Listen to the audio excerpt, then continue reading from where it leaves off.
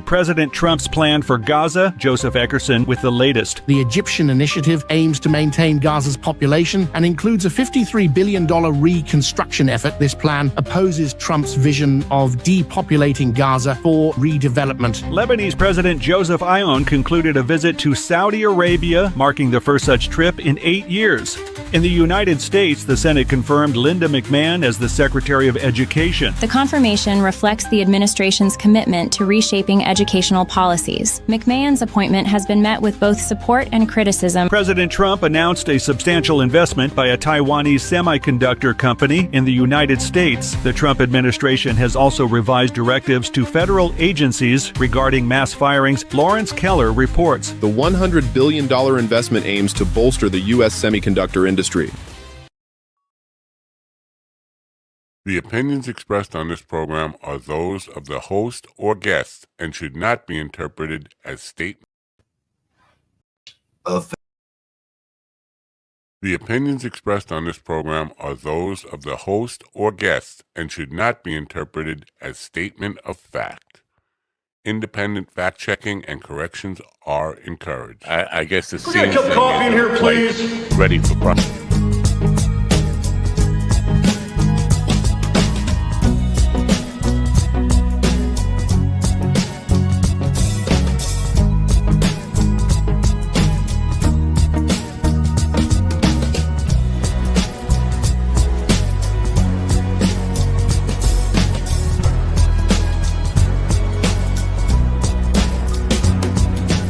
Damn good coffee. And hot.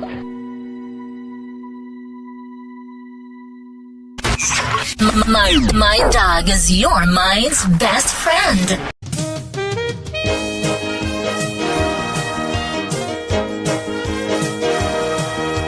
My dog is your mind's best friend.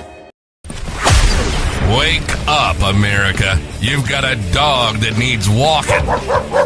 That's right, sunshine. Just put on a big pot of strong coffee and get ready to type your little hate mail with your opinions about kumbaya and flat earth insanity.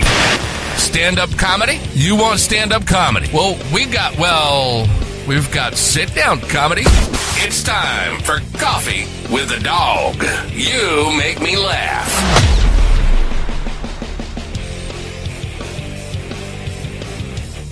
Yes, indeed. Laughter is the best medicine. The best medicine. Amen. Yeah. As soon as the band is done, we're going to start the show. This is not the show. This is the pre-show. You know, it's like the show that drips down your leg before the show starts.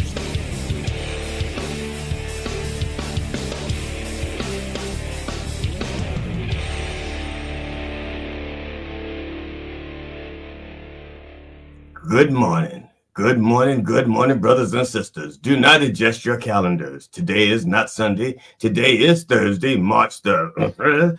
I am the Dr. Reverend Jelly Roll, PhD, DDS, ADHD, MCM, LIX. People have also called me the Racy Reverend, the pervert pastor, the vulgar vicar of vice, the sexy shepherd, the missionary man, the minister of mischief, the wicked witness, the dirty deacon doggy style, the frisky friar, the ass man abbot, the booty banging brother, the handsy high priest, Father Fismus, the holy hoe, the divine dominating dominee, the depraved preacher, and a whole bunch of other stuff, including the nasty N-word. The thing is, I come by many names and by many methods, but I do not come easy. Brothers and sisters, I am filling in for the brains and the brawn behind Mon Dog TV and Coffee with the Dog, Matt Napo. He is out fulfilling an obligation to either entertain some vets or retirees or some super rich shut-ins. And now I cannot guarantee that all of his good works will get him into heaven. It will definitely get him a room with a view when he goes to hell. And I'll be right there with him, but I won't be his roommate. Before I bring in the rest of the gang, please allow me to explain why I am here as opposed to, let's say, G.D. Fenderson or Matt Napo. Okay, I just explained why Brother Napo is not here. there was a point. I do a show on Sundays. Many of you know, and if you don't know, I do a show on Sundays. For those of you who don't know, some of you know. If you don't know, I do a show on Sundays. And last Sunday, I was doing a show, and somebody in the chat room called me a clown. And then that person asked to be on the show today, and so I was going to be on the show so that that person could call me a clown to my face. That person is not going to be on the show. Instead, we're going to have Billy Joe Gillespie on the show, who is a comedian and a show producer. And so GD took the day off, anticipating that the other person was going to be here and I would be here so that they can call me a clown to my face. That's basically it in a nutshell. So, having said all that, I am going to play one commercial for a product that is sponsored as a sponsor of one of our shows. It's called Bed Bath and Beyond Conspiracy or something, or Bed Bath and Beyond Science. It's a good show. I just can't remember a damn thing about it. It's on Monday nights. But we have I'm looking for the commercial, damn it. I know what it's called. It's called Here. Ever wanted to hold curiosity in your hands? The Curiosity Box delivers mind-expanding science straight to your door. Created by Vsauce, each box is packed with exclusive experiments, brainy puzzles, and fascinating gadgets. It's not just a subscription, it's a journey into the wonders of the universe. Ready to explore? Subscribe now and feed your curiosity. What if learning felt like an adventure? The Curiosity Box transforms science into hands-on fun with exclusive experiments and mind-bending puzzles. Designed by the brilliant minds at Vsauce, it's perfect for anyone who loves to explore the unknown.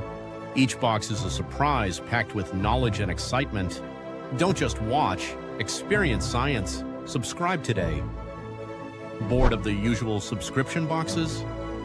The Curiosity Box is different. It's a treasure chest of knowledge. Each box is filled with exclusive science gear, mind-challenging puzzles, and experiments that make you think. Created by Vsauce, it's designed to spark curiosity and inspire discovery. If you love learning, this is for you. Subscribe now and start exploring. Imagine opening a box and discovering something amazing every time. The Curiosity Box brings you the coolest science experiments, brain-teasing puzzles, and exclusive Vsauce gear. It's not just fun, it's a way to expand your mind with every delivery. If you love surprises and learning, this is the ultimate subscription. Don't miss out. Subscribe today and stay curious. Well, stay curious. Or if you're spending money, you can buy curious. I'm going to introduce the gentleman. Let's welcome to the stage Brother Stephen Ortiz, the one whose show will be sponsored by Curiosity Box. And of course, Brother Ron Kane, who's without his contributions, we wouldn't have his contributions. Good morning, Brother Ron. Morning. Morning, Rev. Nice to meet you, man. It's nice to meet you too. I did not realize that we had not met. We've never met. So I'm familiar with the workings of Mr. Kane and his production, Two Kane's Productions. He does good work and produces good shows all over the country, wherever they'll have them. So if you need a show produced, wherever they'll have me. That's right. So if you need a show produced, reach out to Two Kane's Productions, Ron Kane Comedy. And if you need some science shit to talk about, check Monday night out with Bed Bath and Beyond Challenge. What is the name of the show? Beyond Classified with Stephen Ortiz. Bed Bath and Beyond Classified with Stephen Ortiz. Right. I have a question for you, Mr. Ortiz. I woke up and I saw a picture of what's supposed to be Loch Ness Monster, a new picture. And did you see that? And what's your opinion? I have not, but you know what, man? Listen, the water's a deep, scary, unexplored place. Who knows? I doubt there's a dinosaur living out there still, but I mean, if there is, I'm sure it's in somewhere deep. I can't believe we're still doing that bit of the Loch Ness Monster. I know. I mean, you figure with all the sonar, the scanning equipment, and everything that we have, we'd either say yes or no. The fact that it's still a question mark really bugs me. Because here's the thing: if there is a fucking 70-foot goddamn dinosaur walking around, I feel like somebody would get more than a. I'm a man of the cloth. Don't see goddamn around me.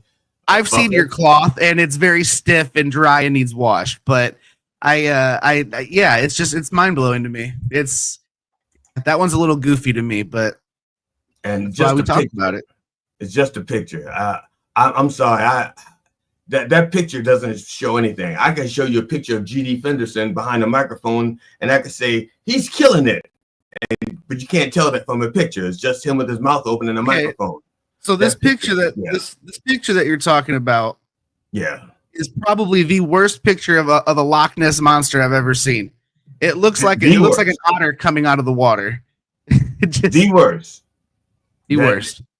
Not you don't think it's how many pictures have you seen? Because I've seen worser. But that was not good. I've probably seen 20 pictures of a supposed Loch Ness monster, and this one looks the least like a monster I've ever seen. Yeah, it just looks like to me it looks like a rock that water is washing over. Yeah, it looks. I mean, it could be a rock. It could be a person bringing their head up out of the water. I mean, it just doesn't look like anything crazy. I don't know. A very ugly person. So obviously Scottish. Yeah. So that's why they drink a lot. When you drink, you can turn anyone.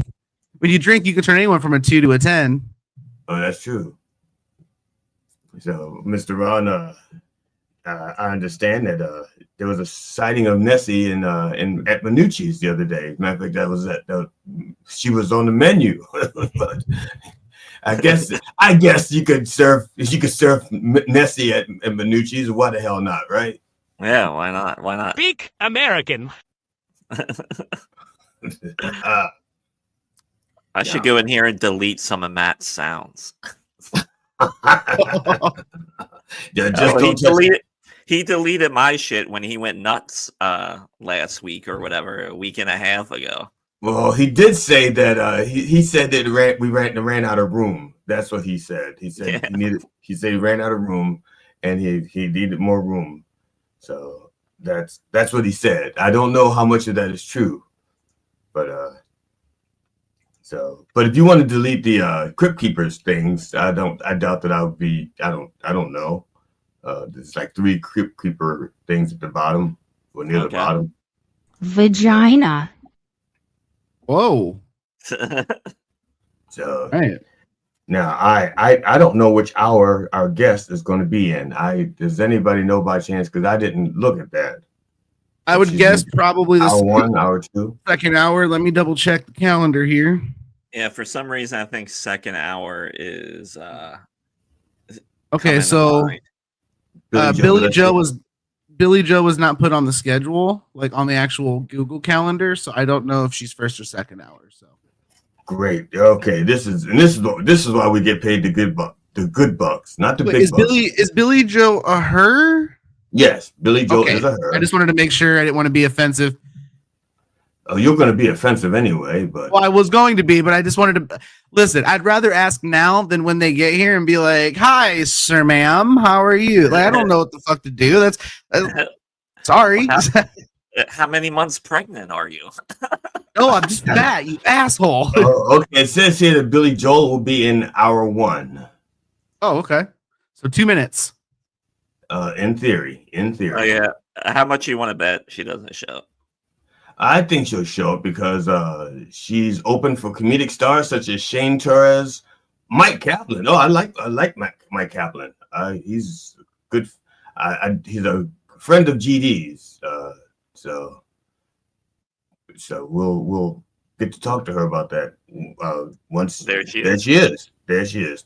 So let me do the introduction. Unless somebody else wants to read the introduction, I'll read the introduction. What the hell? I'm here. Our first guest and only guest so far today would be a sister, Billy Joe Gillespie. She is an out and proud Marine veteran who has been bringing high energy and a unique perspective to the stage since 2011. Her hilarity has kept the crowds laughing at the adventures of farm life, the challenges of military service, and veteran life as a woman. Her festival appearances include P3 Comedy Fest 22, or maybe that's I don't know if that's the 22nd one or that happened in 2022. I'm not big on not knowing. I'm big on not knowing about comedy. Sorry about that. North Carolina Comedy Fest 22. Wow, 222s was in the top 101 of the 2020 World Series of Comedy, as well as performing at the NYC Underground Comedy Festival. She's open for comedic all-stars such as Shane Torres, Mike Kaplan, GD's friend Mike Kaplan, Ben Roy, and Rory Scoble. She produces shows for nonprofits and fundraisers, private parties, and community events. Ladies and gentlemen, please welcome to the stage the one and the only Billy Joe Gillespie. Good morning, gentlemen. Good morning. So tell the people. I just told them about you, but so where are you? Where are you from? Where are you? Where are you located? Right now, I am in Boulder, Colorado. That's where I live, and I'm headed for DC in a couple of weeks. Well, next week for a veterans organization. So while I'm there, I'm blessed enough that a couple of the producers I've worked with before are going to give me a little bit of stage time, give me some guest spots on some shows, and I'm really looking forward to getting back to DC and having some fun. That's a strange comment, DC and fun. I'm not sure I've ever heard that in the same sentence before. Well, I'm a Marine. I have weird ideas of what's fun. Oh, okay. Yeah. Well, you say weird. Some of us just say an average Thursday. So you might have to elaborate some. As long as I don't need bond money, it was a good trip. Hell yeah. See, that's what I'm talking about. Let's go. Hoorah. Sorry, I had to do it at least once. I'm sorry. I'm a nerd. That's what I do. Usually we just say when he's up there, we just say hooah, but that's Army. Yeah. No. Yeah, that's different. Yeah, Army, they're whores. Yeah.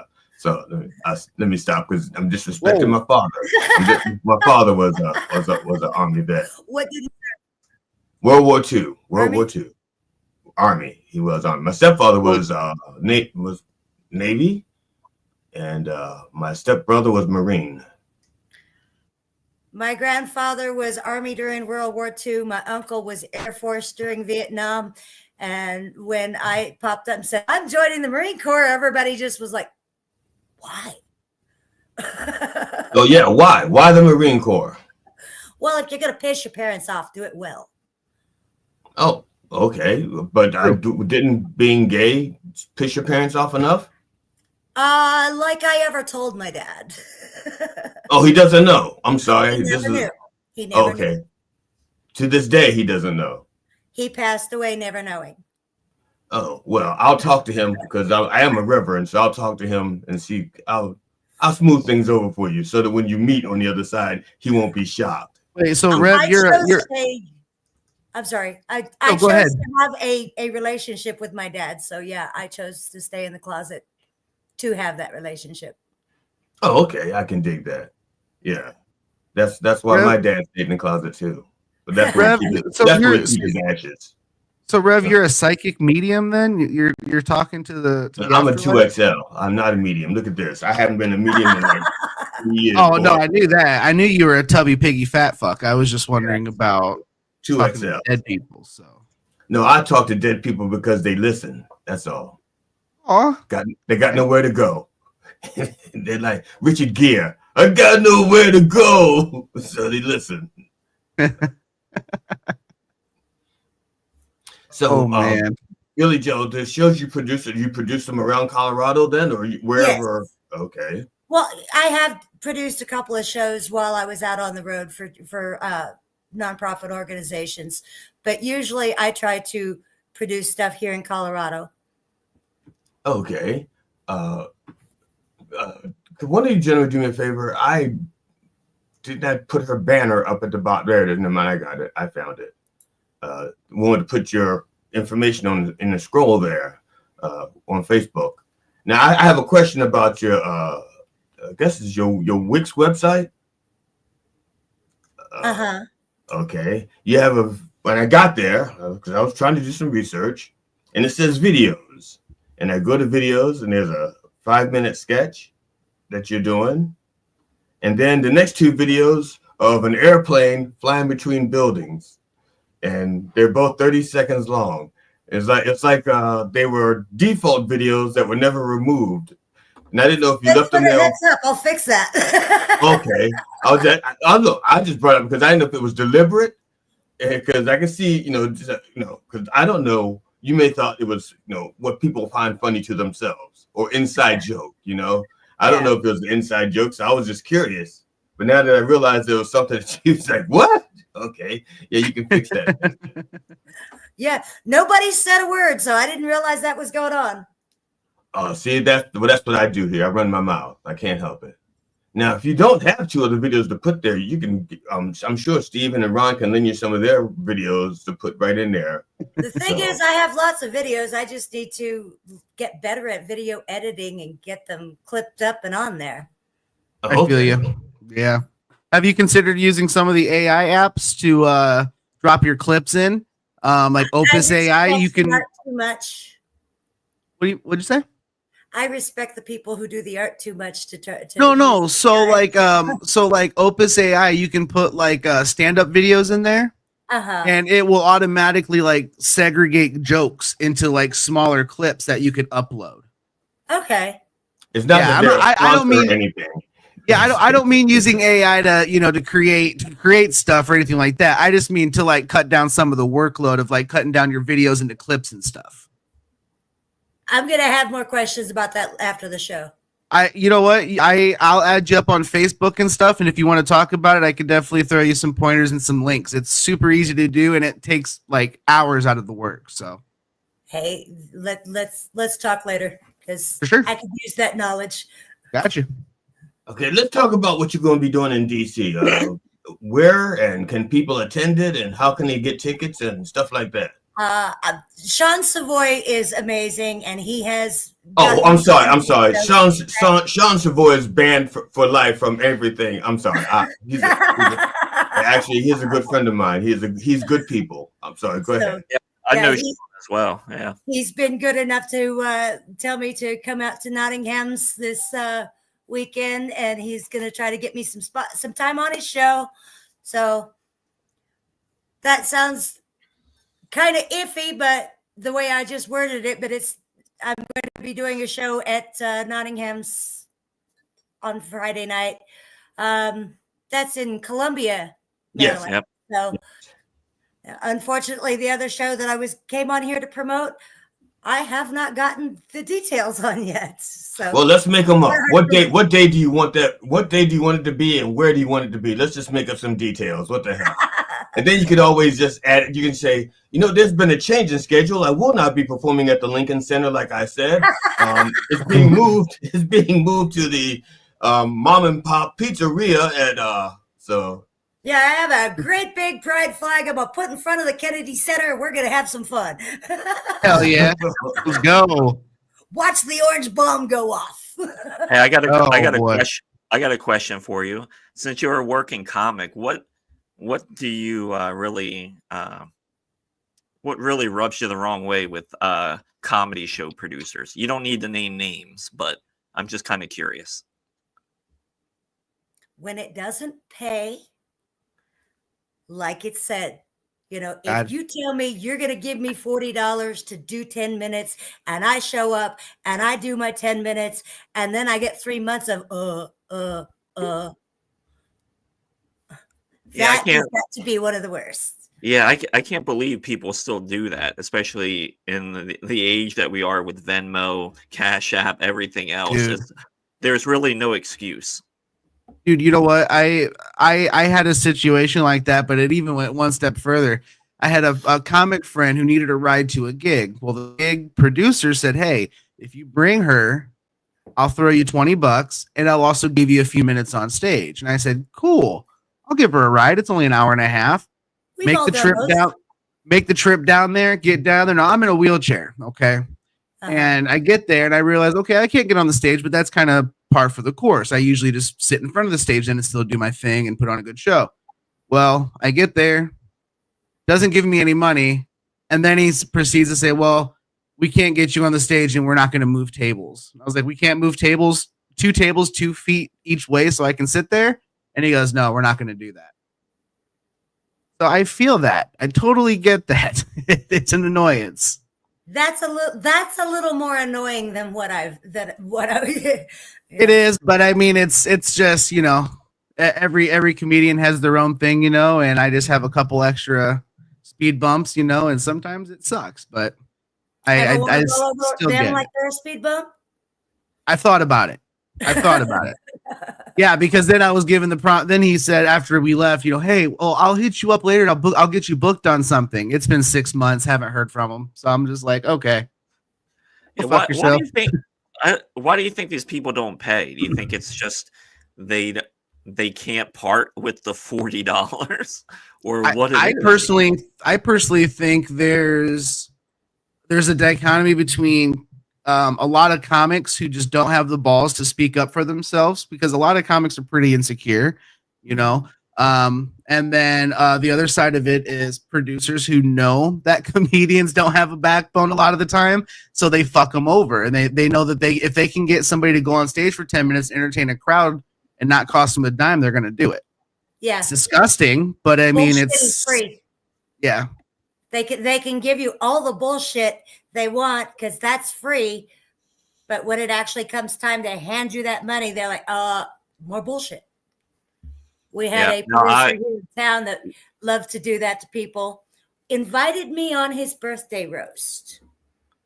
And the next day made a post on Facebook going, so I guess it's like I'm known for not paying my comics or something. So I will be better at that. But if that's what I know of you, that's what I'm going to roast you about. Yeah. Yeah, I think the other issue too is that I think one of the biggest issues that comedy has, especially at like a local level, is that people do produce shows, but then there are so many people that produce bad shows. Then on top of that, those people are producing comedy shows as a way to try and make themselves some extra cash. And I think that's why they don't want to give up that money either, because they're like, I need this $250 that I made from the show, but that's still a shitty business practice if you're not going to pay your fucking talent. Now, Billy Joe, some of your material is based on farm life. So I'm assuming that accent that I hear is not a Colorado accent. So what part of, I guess, the farmland did you come from? I grew up in Lone Grove, Oklahoma, which is halfway between Dallas and Oklahoma City. Oh, okay. Now, is that where you started your comedy career? No, I started here in Colorado. I started at, time-honored tradition. I started at the Lions Lair in Denver, which a lot of great comics who came out of Denver will tell you all about the Lions Lair. Okay, you got me there. What great comics came out of Colorado? I mean, I'm sorry, I don't know. Maybe Ron knows. Caton Holland, Ben Roy. Adam Caton Holland actually did a special down there at the Lions Lair, which is a total dive bar. If you watch those who can't, when they show it on the inside, they make it, there's tablecloths and candles. The first time I was in there was a poodle running around on top of the bar. So oh, well, was the poodle a mascot? Because there's a place in Iowa, in Des Moines, Iowa, called Lefty's. And Lefty's is actually named after the owner's dog who's missing one of his left paws, one of his left legs. He's only a 3-legged dog. They call him Lefty. He's missing, I think, the front left paw, front left leg.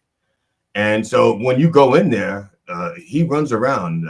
He's a mascot. He greets you at the door, and he's running around the tables. I don't think he begs for food. And he doesn't. I didn't see him on the stage either. So, this particular poodle, I believe, was with one of the bar patrons, but it was just this little tiny poodle sitting on the bar, and the bartender didn't mind, and the other patrons didn't mind, and I was just like, this is an interesting place.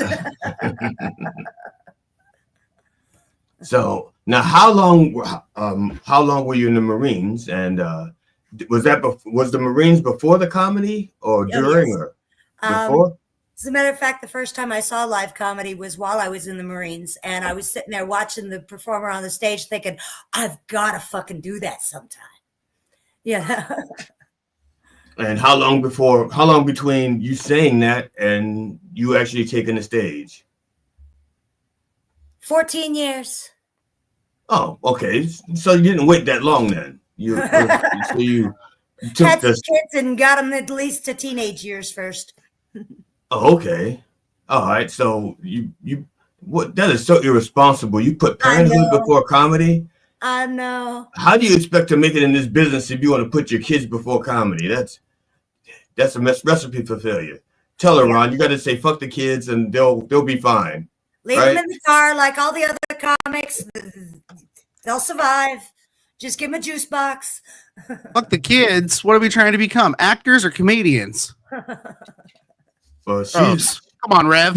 She put off comedy. She put off comedy to raise kids. I don't know. That's beautiful. You know what? I have a 14-year-old daughter, and I mean, honestly, while comedy would have been easier before that, you know, it's more of a driving force now. You know what I'm saying? So I feel that. And you know, at first my comedy was all clean because I was practicing in front of my kids. Now that they're adults out living their lives, they call me up every once in a while. Can you be a little more clean? I tuned in last night and I was kind of embarrassed. That's funny because I think since they know it's comedy, they wouldn't be as embarrassed as if, let's say, your mother act like that and she wasn't a comedian. That's just the way she talked. You know, because that was my mother had that mouth and she wasn't a comedian and she wasn't on stage. She was just out in public. So your children need to count their blessings. At least they have an excuse. They can say like, you know, say they can say like, she's a comedian or she has Tourette's or something, you know, something to explain the behavior. Me, I just had to say, she's been sober for 3 hours, you know? So now what is bringing you to DC though? I know you're not coming to DC just for the show in Columbia. So what is it that you're coming to DC to do? What the hell? I haven't been canceled in a while. I'm going to protest. Okay, yeah. I am going to be helping with the traffic control at a protest. So while I'm in town for the weekend, I decided I'd pick up some comedy shows. And Sean was quick to say, yeah, you can come do a set here. Now, how did you meet Sean? How did you get to know Sean? Because, you know, you're in Colorado, he's out here.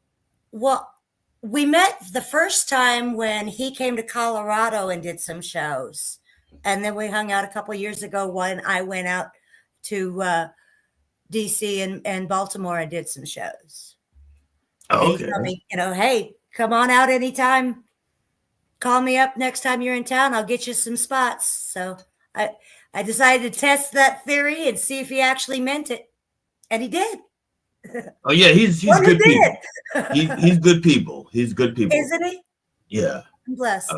For a black guy, he's pretty nice. He's no, he's decent people. Well, if he comes to my neighborhood, everybody's gonna check to make sure he actually belongs here. But well, he does a pretty good white accent, so he does. Butter me with Crisco and call me a mule. You're a mule. That's actually Sean's. That's from his stage routine. No. He has this little puppet that he does. He has a Sean puppet. You ever see a Sean puppet? Uh-huh. Yeah. This past summer, I had Sean on one of my shows, and I would produce this show at this campground. And the way it worked is we would do like a 3-hour show or 2.5-hour show, and the first hour was a clean comedy show, and then we take a half-hour break. Then we would do an hour and a half normal stand-up show. And at this RV camp, it was in September, I remember. And so these people came out for the clean show, and Sean had his puppet with him, and I had another comic that played guitar, and they're like, oh, we can do something together. This will be good for the kids that are here, you know, just to kill some time for this last hour. And so they went up on stage and they did it, and things went pretty well for the most part. The kids were liking it. Then he's like, it's like, hey kids, what do you want us to sing a song about? And then this lady who steps up, who looks like she's a Mennonite, like doing Mennonite casting. She's like, you should sing a song about Donald Trump because he's such a good guy. And the whole room it just went silent because everyone's just like looking around. It's like, why would you do this? No one wants to hear this shit. And a lot of those people probably do lean that way because it was a private RV campground. But man, you want to talk about weird tension in the room than Sean and Daphne doing this song about Trump on stage. It was, and that lady with her kid was up front, like trying to sing, like, and the little girl was like, "Get away from me, mom." Please tell me you have video of that, because some of the most it went sideways shows turn into great video. Yeah, I think I do have some footage of that, but yeah, it was you want to just talk about putting a weird tone on a kid's, like a family-friendly comedy show. That was it. That was so weird. That's an improv exercise I don't want. Yeah. Yes. Let's take this polarizing situation and sing about it without upsetting anybody. Yeah. I'm just surprised that that story didn't end with, and Sean's puppet just couldn't take anymore and said, "Fuck it."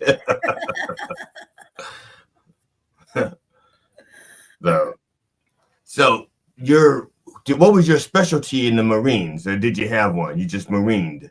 I was administration. Okay. So I can confirm that the government taught me I hate paperwork. Well, there's a philosophy that says you should learn something new every day. And how long did it take you to learn that? How many years were you in the Marines before you learned that you didn't like it? I was in the Marine for 3 years, but I learned it pretty quick. I learned I did not like paperwork from the beginning. Like, I should have chosen a different MOS. Now, maybe you should have blew shit up instead, Right? Now, it says that you were in the top 101 of the Comedy World Series, in World Series of Comedy. Now, I have a question about that phrasing, because most people say I was in the top 100. I was in the top 10, top 20. Not many people says I was in the top 22, unless they were number 22. So I don't think they actually let us know our rankings, but the top 101 go on to the final festival and get to compete for, through the end of the competition. Oh, badass. Cool. So essentially you just made it. Yes. Hell yeah. Congratulations. Out of however many hundreds of people that applied that year. Now, how hard is it to get started in the World Series of Comedy? Because it's something that I've had. Okay. Because I've had several bookers, be like, hey, you should definitely try this out. I think you'd do okay in it. And so I once I have transportation secured, I plan on giving that a shot because I'm 7 years in. I've been full time for a year and I think it'd be fun. Plus, I've heard the connections and friendships you make through it are like second to none. So, the trick with World Series of Comedy is start with a darn good video, because that is where your rankings come from on that your first time in. Now, do they have categories? Because let's say you have 3 different people with, so it just doesn't matter if you're a puppeteer or if you're a musician or if you just do mime, you're all ranked together.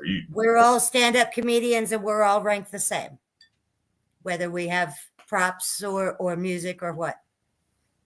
Okay. So how long was your video? At the end anyway.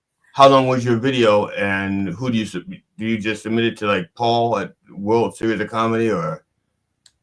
They have a website where you go to sign up. Yeah, it's a whole thing with them.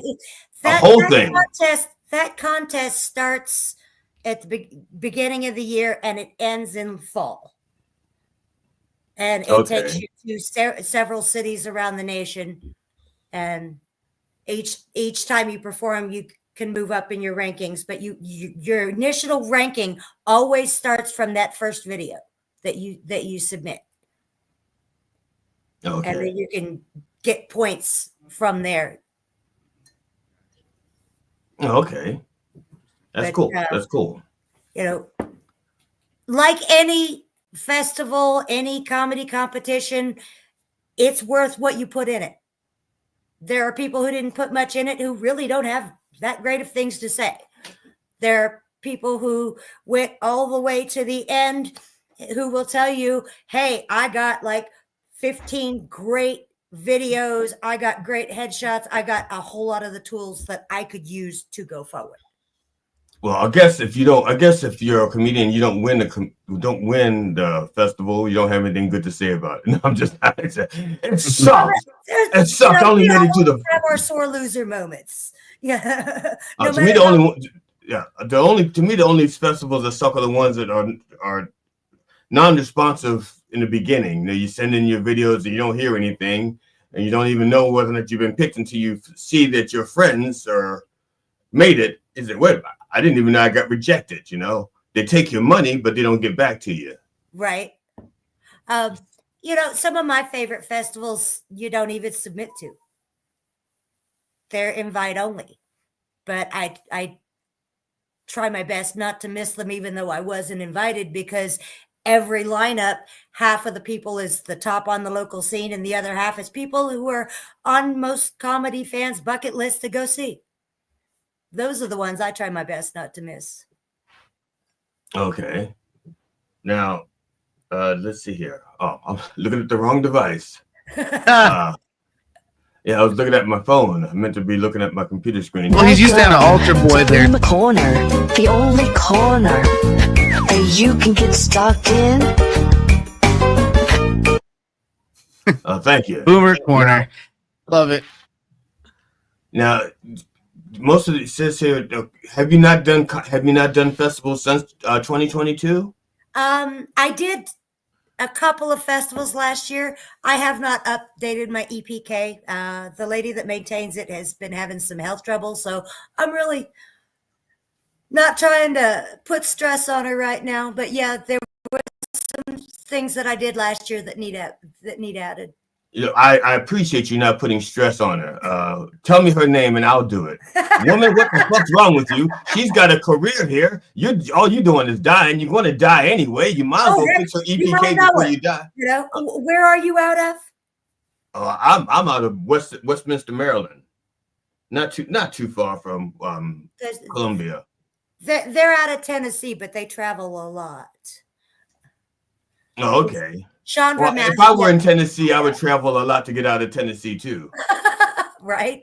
It's like, get me out of Memphis. Yes. Yeah.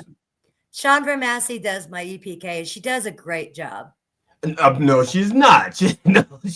I'm telling you now, she's not. No, I'm just teasing. I'm sorry. Miss Massey. I need to get the information to her for her to fix it, so we can't blame her on that one. You're a terrible person then. How dare you make me yell at her for something that you screwed up? I don't think you'd go yell at her. She's a good girl. No, I'd yell at anybody. I'd yell at my own mother if I thought she'd listen. Well, she's dead, right? You said dead people listen. Well, yeah, but she's dead and she won't listen anyway. Oh, okay. Wow. Mothers get special compensation or dispensation. We should. Yeah. Well, she'd probably listen if you didn't keep her in the fridge next to the mashed potatoes. That's not mashed potatoes. That was my father's ashes. They just got wet. You need to come to Estes Park for Frozen Dead Guy days. We can stick Mom in the freezer with all the rest. If I stick her in the freezer, she'll be right next to the elk and the bison. Or we could use her for the coffin races. We always need somebody in the coffin for the coffin races. Do y'all still do that in Colorado? Yes, we do. It has moved from Netherland up to Estes Park, so it is now at the hotel where they filmed The Shining. So if you want a fun morbid experience, come to Frozen Dead Guy Days because we're gonna have a blast. I love Estes Park. I love Estes Park. That is such a well. At least I'm saying is like I was there recently. I haven't been there since the 70s. It's still amazing. Okay, I love that. So Billy Joe, you said you're in Colorado, right? Uh-huh. When I wheeled away for a second, did I hear you guys say like what talent came out of Colorado? I said that. Sam Talent came out of Colorado. Yeah. I never heard of him. What? That is my comedy dad. How Welcome to Boom Corner. I mean, I can hear him in the Sam back Talent. of my head going, "Okay, team." Listen, Sam Talent, not only is he a fantastic comedian, funny as hell, okay, but he's an inspiration for all of us fat guys. Have you seen his girlfriend and or wife? I don't know if he's married or not. I didn't know who he is. How would I know who his wife is? Dude, she's banging. And I mean, I'm just saying, like, he's a fairly like average looking dude. He's no George Clooney, and he's like me. He's a fat comic, right? But he's hilarious, and he just goes to show you that you can be fat and funny and still pull a 10. He's inspirational. She's a chubby chaser, and she would have chased any fat guy who could make her laugh. It No, just happened to be him. We don't know. We don't know. We're not part of that relationship. You may be giving too much. Listen, credit. I'm giving him the benefit of the doubt and saying thank you for being an inspiration. You're to all giving of him us too much guys. credit. You're giving him too much credit. You don't know. We don't know. She could have lost a bet. Hey, as a newly single bet, she could have lost a bet, went out with him, and it turns out he had a nice personality. And their relationship, it's still a win compared to the relationship she was in before, where she was hit. Rev, I understand that his wife is both the wrong gender and way too old for your taste. I get that, but listen, I'm just saying, it's an inspiration as a newly single fat comic. It's an inspiration. Thank you, Sam. I may not be hip to what the comedians are, but I do know a pedophile insult when I hear one. Okay. So fuck you very much. And I was trying to keep a straight face as soon as I realized what he said. And I was like, yeah. See, I'm old. I'm not stupid. Don't be insulting me the same way I insult people in the supermarket. The backhanded compliment slash insult. You know, it's fun. I had to say this. You ever been to those self-serve? You're all familiar with the self-serve counters at the supermarkets. There was a line. There was a few people. They have like 12 registers. Self-checkout has like 12 registers. Okay. And so I go there, and there's like 7 or 8 people in line, and there's this one lady who stands at the end, and her job is to be there if you have a problem. And so I walked up, and the machine starts talking to me. And so I pretended I lost my temper, and I started arguing back with the machine. and I was pushing buttons on purpose because I shop at that place all the time. So I know if I push a button, I know what it's going to say. You know, if it says skip bags or whatever, I push that button, I know what it's going to say. So I was pushing buttons, knowing what it's going to say, then arguing back with it. And the lady is over there just watching over, and I got my bags with me and said, "Don't be telling me what to do with my bags. You're not the boss of me." And I start yelling back and forth, and the lady's watching, and the other customers are watching, and I'm just arguing with the machine, and it says, "Insert card." And I said, "Don't be goddamn not insert my card." No. So I just thought it was funny. Does that story get any better, or is that it? No, it gets worse. Okay, I was just wondering how long we were gonna have to deal with that. Yeah. Anyways, I'm gonna skip the part where I pull out my junk and put it on the scale. Oh my god, I'm skipping that part. Yeah, that's right. Oh shit. Sorry about that. So Billy Joe, now I've just watched the one video of yours. Now being what's the most challenging thing you've had to deal with in comedy? Because first of all, it's not a secret that you're out. I don't know what you're out of. You're out of money, out of funds. It just says you're out. I don't know. Of course I'm out of funds. Oh, okay. She's a comedian. Of course she's broke. Like, what? So, but there's a what was it? There was a comedy special. I think it's called Outstanding in Comedy, or is it Outstanding? You know what? Are you familiar with it? It was like 22 or 23 LGBTQ comedians put together a show.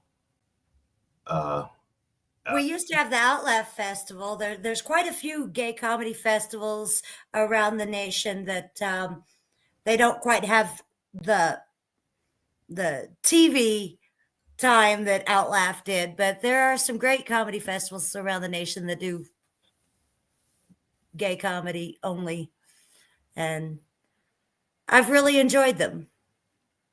That's what the P3 is. It was Pensacola's pre-Pride comedy festival.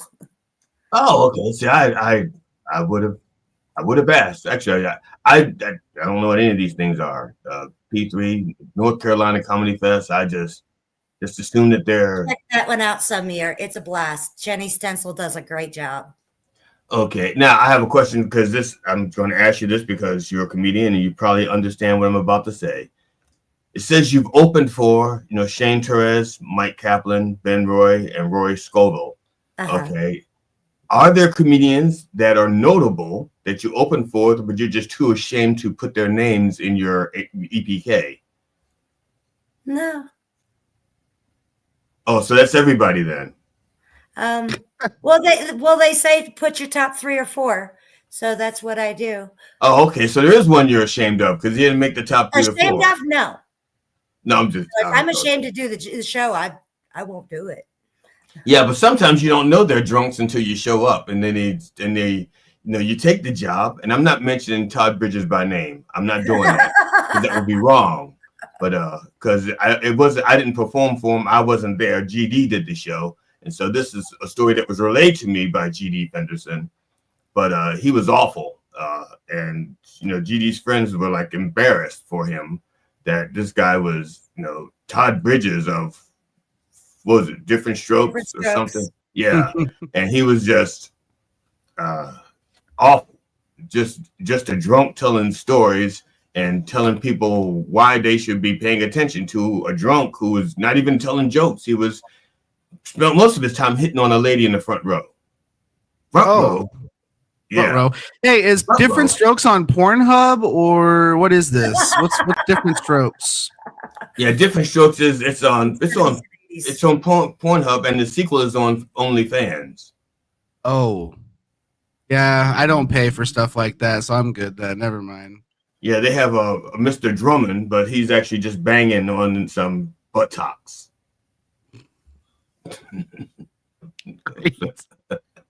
Well, that's it's in the name. That makes sense. That makes sense. And you only know about the Strokes, but that's just the drumming. Okay. So I apologize, Billy. I know you have sensitive ears being from Colorado and all. Being a Southern lady, I apologize. I'm sure you didn't hear that kind of language in the Marines. Oh, not at all. Didn't come from boot camp and absolutely shocked my poor Baptist mother. I could only imagine how that went. Now, you said you learned to hate paperwork in Marines. Is there any skills that you learned in Marines that you actually transferred into comedy? Oh, yes. I was an orders clerk while I was at 8th Com Battalion at Camp Lejeune. And part of that was I was getting all these Marines all over whenever they would have to travel, like they were changing duty stations or they were going home or they were getting sent temporarily someplace. It was my job to make sure that they had all their travel lined up. So when I am putting a tour together, I find it a lot easier to be able to make sure all those little details are made sure of ahead of time, because as a Marine moving 800 Marines a couple thousand miles, I learned to make sure all those little details were done. So doing it for 800, it's not that hard to do it for 3. People are like, how are you remembering to make sure that there's lunch stuff here and blah, blah, blah? Because it's easier for 3 people than what I've done in the past. Makes sense. Yeah, it definitely, when it comes to booking tours and making sure that everything's going to be smooth out on the road, it has definitely helped. Now, it says here that you just said you were at Camp Lejeune. Now, so that leads me to one of three things. And I hate to jump to conclusions, but that's the only way I know how to jump, because I can't jump high anymore. So either you're very rich from lawsuits because you settled some in Camp Lejeune, or your health has gone to hell because you're contaminated by all the poison that was at Camp Lejeune, or you know somebody who's rich and poisoned from Camp Lejeune. I mean, I can't think of another option. How did you get out? First of all, how's your health? How did you get out of Camp Lejeune with your health intact? I did a lot of water filtering. I'm sure that it wasn't good for me, but yes, I was at Camp Lejeune. I went to the schoolhouse at Camp Lejeune over at Camp Johnson, which is a portion of Camp Lejeune. So yeah, I drank quite a bit of the water after it was supposedly fixed, but we know it wasn't. Well, I think Lejeune is actually French for the yellow, which is what happened, which is the color of the water there, right? Isn't Jeune French for yellow? I believe so. I have a question for you. I think that's where the word jauntus comes from. June. I'm sorry. Go ahead, Steven. You had a question. You had a question for me, Steve? Not for you, for Billy Joe. So wait a minute, I'm sitting right here. You're gonna ignore me? You're gonna ignore? Yes. Because I'm black? No. Fuck yeah. Now, no, I'm just kidding. Now, you say like booking tours and all of that. That's kind of your forte, right? Mm-hmm. Now, I'm thinking ahead like 18, 24 months, because once things are situated, I'd like to go on the road. Have you booked shows for anybody disabled before, or yes. like anything like that? And what's your process like? Because like my biggest thing is like, for example, I am planning on doing something in New York at some point, just because I have some connections there that can get me some stage time. And I also would like to visit Austin, Texas at some point, just, to visit. But it's a matter of finding out what clubs can I fit through the doorways of, let alone get on the stage, So how much of that is difficult for you to figure out? With the right amount of time to research, you can find out whether or not there is only steps to the stage. You can find out whether or not the gallery is accessible. There's a lot, and quite frankly, there are several comics out there who are very vocal about, hey, I got on for this show and then I got there and they wanted to lift me and the chair up onto the stage, and that's not safe. Yeah. The first thing I would do is I would start with reaching out to those comics who are vocal about, where is accessible and where isn't. That way, not to waste your time on the places that you can't even get in the gallery, let alone up on the stage. Right. No, that makes sense. Yeah, because I've had this vision for like almost a year of putting together almost like a documentary where I tour and I travel and I go to clubs. But I don't want to just go to clubs I can get into. I also want to show the difficulties of what a road comic would run into. For example, visiting a random town, hoping to jump on an open mic or, jump on a guest spot. And, yes. No, I'm in Indiana. Okay. Well, I don't have anything scheduled for Indiana yet this year, but seriously, I could sit down and work with you on a lot of that. Cool. Well, I added you on Facebook and Instagram, so yeah, I can so we can connect about the clips and stuff. So yeah. Right. When we talk later, I can show you some of the key things to look for to be able to make sure that that's possible. Because that is a lot of details to make sure you get right.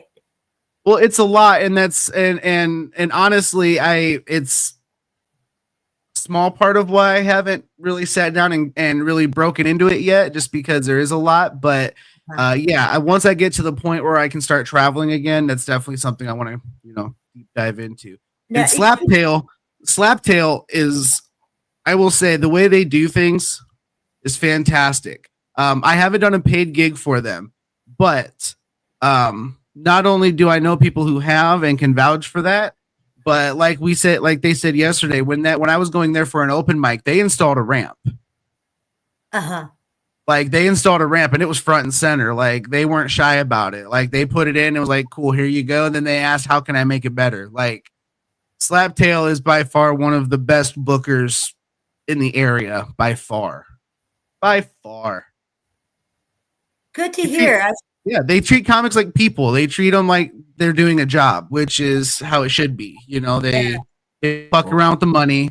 They don't fuck around with the advertising. They do a podcast. Like they cover all the bases. So what's wrong with him? You can't be treating comedians like people. Next thing you know, they're gonna be paid and equal rights and shit like that.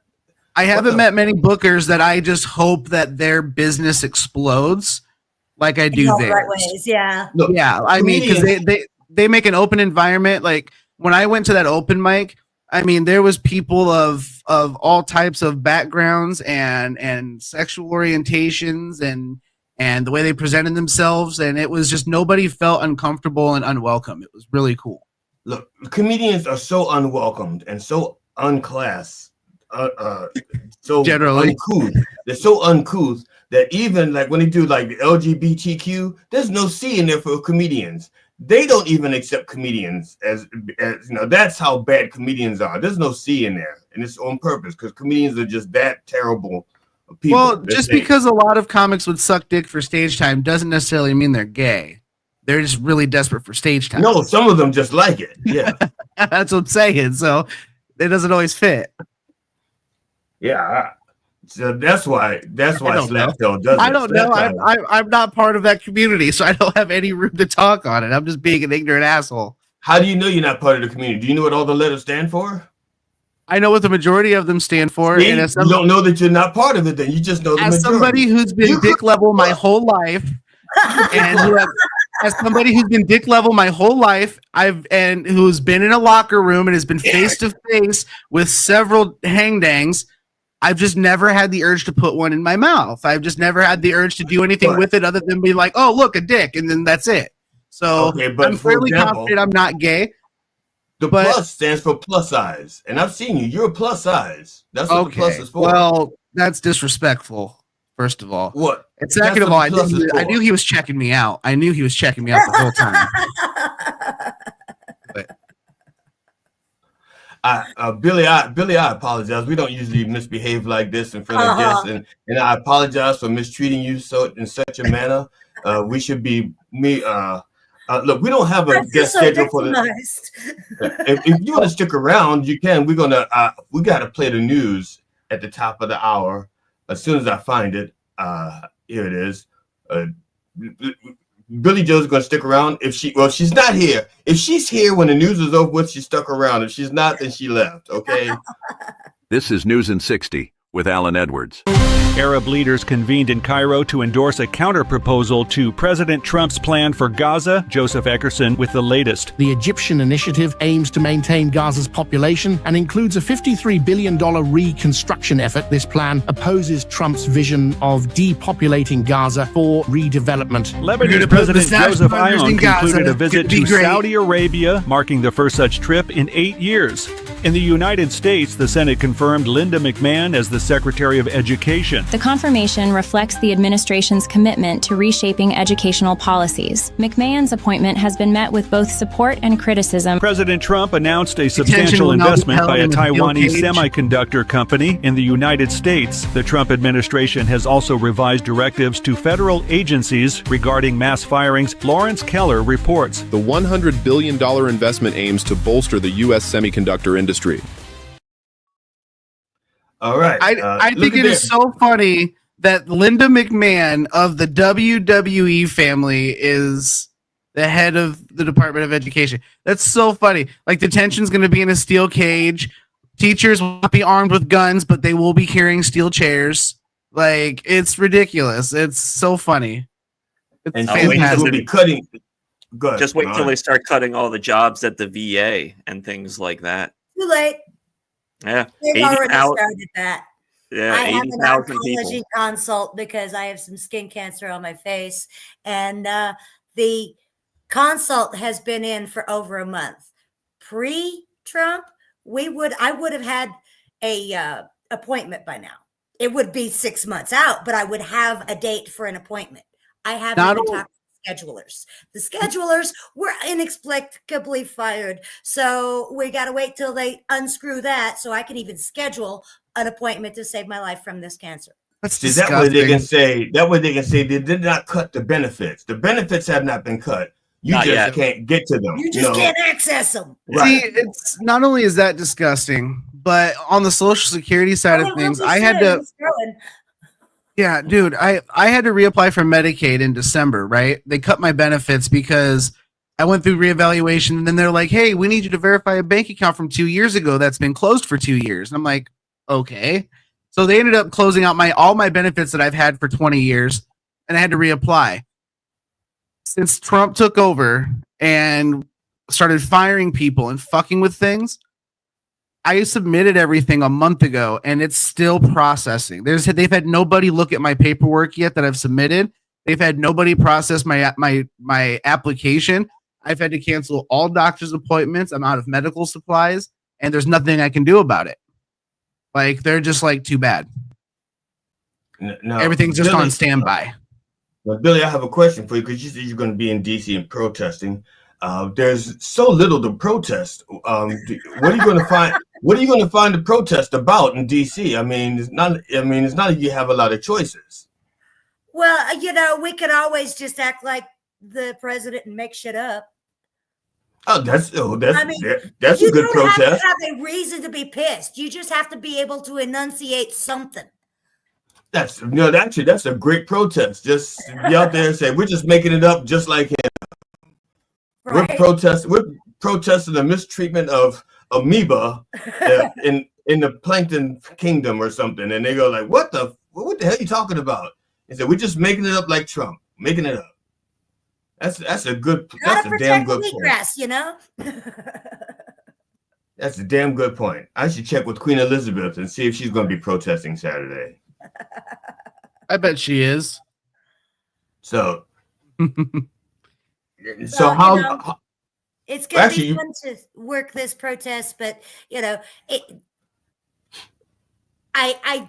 admit I have told my friends here in Boulder that I'm going to this and so forth, and they have like a bail fund just in case. Great. And right, that's when you got the right church family. But the one thing that I kind of skipped was, oh shit, I forgot where I was going with that. I thought you was heading toward DC. Kicking in, man. I thought you was going to DC with it, but okay. Well, yeah, just forgot where I was going with what I had started the conversation about. Now I have you've done audiences. Now, if you have done predominantly gay audiences or predominantly military audiences, which one's harder to make laugh? I don't try to go for particular audiences because I really do try to be funny for the general audiences. Okay. When I go down south, people are like, "Oh my gosh, you realize they don't like you down there, right?" It's like, that's okay. I speak the language. I grew up down there. But when I was in Tyler, Texas last year, of course, they don't want to hear my gay stuff, but I still had a good show and they still enjoyed the jokes that I chose to tell because I more talked about farm life and, military life. And they're like, oh, yeah, we get that. We know that.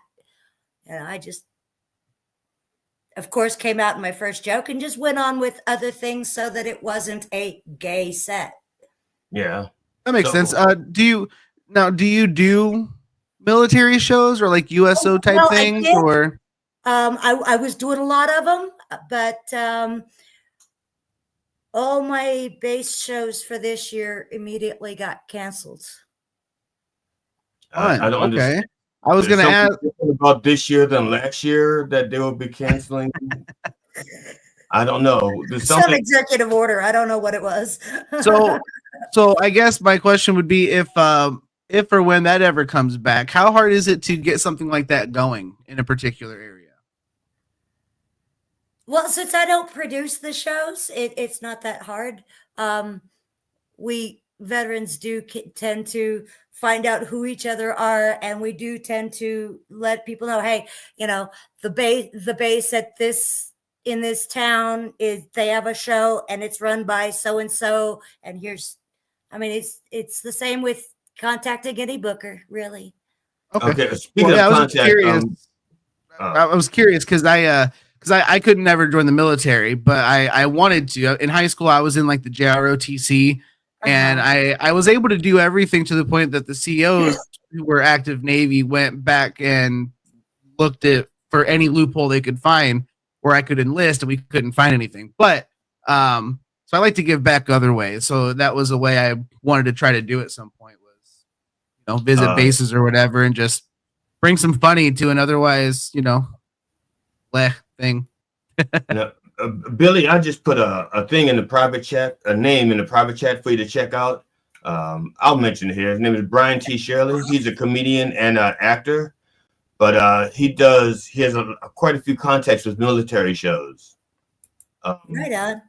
I don't think his shows are on military bases per se. I think they're basically veterans who travel and do shows. So you can reach out to Brian T. Shirley, and you can let him know that. Don't tell him the Reverend sent you, because he doesn't know who I am, but he does know G.D. Fenderson. So if you tell G.D. Fenderson sent you, that's gold. That's gold. If you say the Reverend, he'll go like, "Who the fuck is that?" Because he doesn't know who I am, but he does know G.D. Fenderson. They're like, well, they're kind of like, not like that. That implies one of them's on top of the other. But so they're more like this. They're more like scouts. So what you're saying is it's missionary. Well, I'm saying it's more like scouts. It's like a threesome. Yeah. Oh yeah, definitely send that to Slaptail. Yeah, John is a veteran, so definitely send that to him too. He's like I said, anything to do with Slaptail, I always will back and recommend. Okay, what I'll do is Mr. Beavers, because I don't know if I have your actual contact. Because I'll send it to him. Yeah. Okay. I'll say, because I don't think. Yeah, I'll send it to him real quick so he has it. Okay, because I don't think he likes GD very much, so I don't. That's why they're not friends. Oh, I don't think that's true. Yeah, I heard the things he said about him. I heard. What? Yeah. Oh, Rev. now you sound like one of those TV shows. It's like, oh, Rev. Like one of those bad. Yeah, like a bad tagline from from an '80s com. Oh, Rev. You're awful. You're an awful human being, Steven. Lord have mercy. I know. That's why God took my legs, because otherwise I would have been too powerful. I thought he took your legs because he needed a set himself. Because you ever see him, he's always floating around. You don't see him walking anywhere. I'm kind of annoyed by that. If he would have made me float around, I would have been okay with not having the legs. But no, I got regular sized people legs, but they just don't work. So I got these giant meat sacks to lug around. It's horrible. Ugh. Anybody want them? Half off. My legs have been regular size. They're a See, little under length. But you walk around, right? Yes. Ain't that some shit? That's why I stopped going to Turnstone in Fort Wayne, because they have people with no feet running marathons, and I can't even get in there and kick a ball. It's some bullshit. Unreal expectations. Unfair. Right. Then they had people with no feet playing soccer. I'm like, what the hell is happening? This whole thing is backwards. And then the people that could walk were all out of shape and overweight. And I'm like, well, now I don't know what to think, because all the people that can't do cardio have like six packs and everything. So I'm just so confused. No sense to me. It's like going to a blind person movie theater. It makes no sense to me. Well, the screen's in Braille, right? I don't know if you've ever been to one, but the screen's in Braille. That's why they're all up there feeling the screen. Oh, I thought they were on heroin. That makes more sense. No, that's why they don't sell popcorn. That's why they don't sell buttered popcorn at the blind theaters, because you don't want that butter sticking all over the screen. It's obvious you're like uneducated when it comes to the disabled and things of that nature. Yeah, I try to avoid disabled people if I can. No, I don't blame you. They're always asking for something. My legs hurt. My eyes don't work. Can you give me some money? Now, see, I hate going through the TSA, because I have help with maintaining my balance and everything. And then once I take my shoes off, they're looking at somebody who looks totally capable. And they lose their patience when I am snailing it into that machine to get checked. As it is, I can't walk without all those orthotics in my feet, under my feet, protecting me. So I'll say that TSA gives me a lot of leeway to the point where it almost made me like, I'm really glad I'm not like a person trying to do something bad on this plane, because like they didn't check me for diddly shit. Like I had to take my shoes off, I had to put my backpack in, but they didn't stand me up. They took a wand to me, but like, you know, when they got to my crotch, they were just like, "Oh, it must be the button on your pants." I'm like, okay. Like it was ridiculous. And then what's crazy is when I was flying from Missouri back to Fort Wayne, I had a marijuana vape on me that I forgot I had, and it was underneath my thigh. And I didn't even realize I had it until I got through TSA, and I'm just chilling, and I'm like, man, I really like to smoke. Went to the bathroom and it just fell on the floor. And I'm like, they didn't even find that. Like, what is happening? These guys are stopping what terrorists? I don't get it. Like, I guess if I was brown, it would have been. They managed to find a whole bunch of cocaine in some other person's chair. Well, if I was brown, I guess it would have made a difference, I suppose. Because they didn't give me any second look. I was legit concerned afterwards. I was like, that was weirdly easy. I didn't like that at all. I have been pulled aside for a intense search because they noticed an anomaly in my between my legs. I'm like, it's a pad. You remember those, right, lady? I think the most fun I've had going through TSA was in North Carolina. They found my Narcan. Oh, fun. Now, yes, I always have Narcan on me, especially when I'm on the road, because I don't know who I'm going to be partying with. I don't know what they're going to come across, and I'm not going to watch somebody that I just met die because I'm not prepared. No, that makes sense.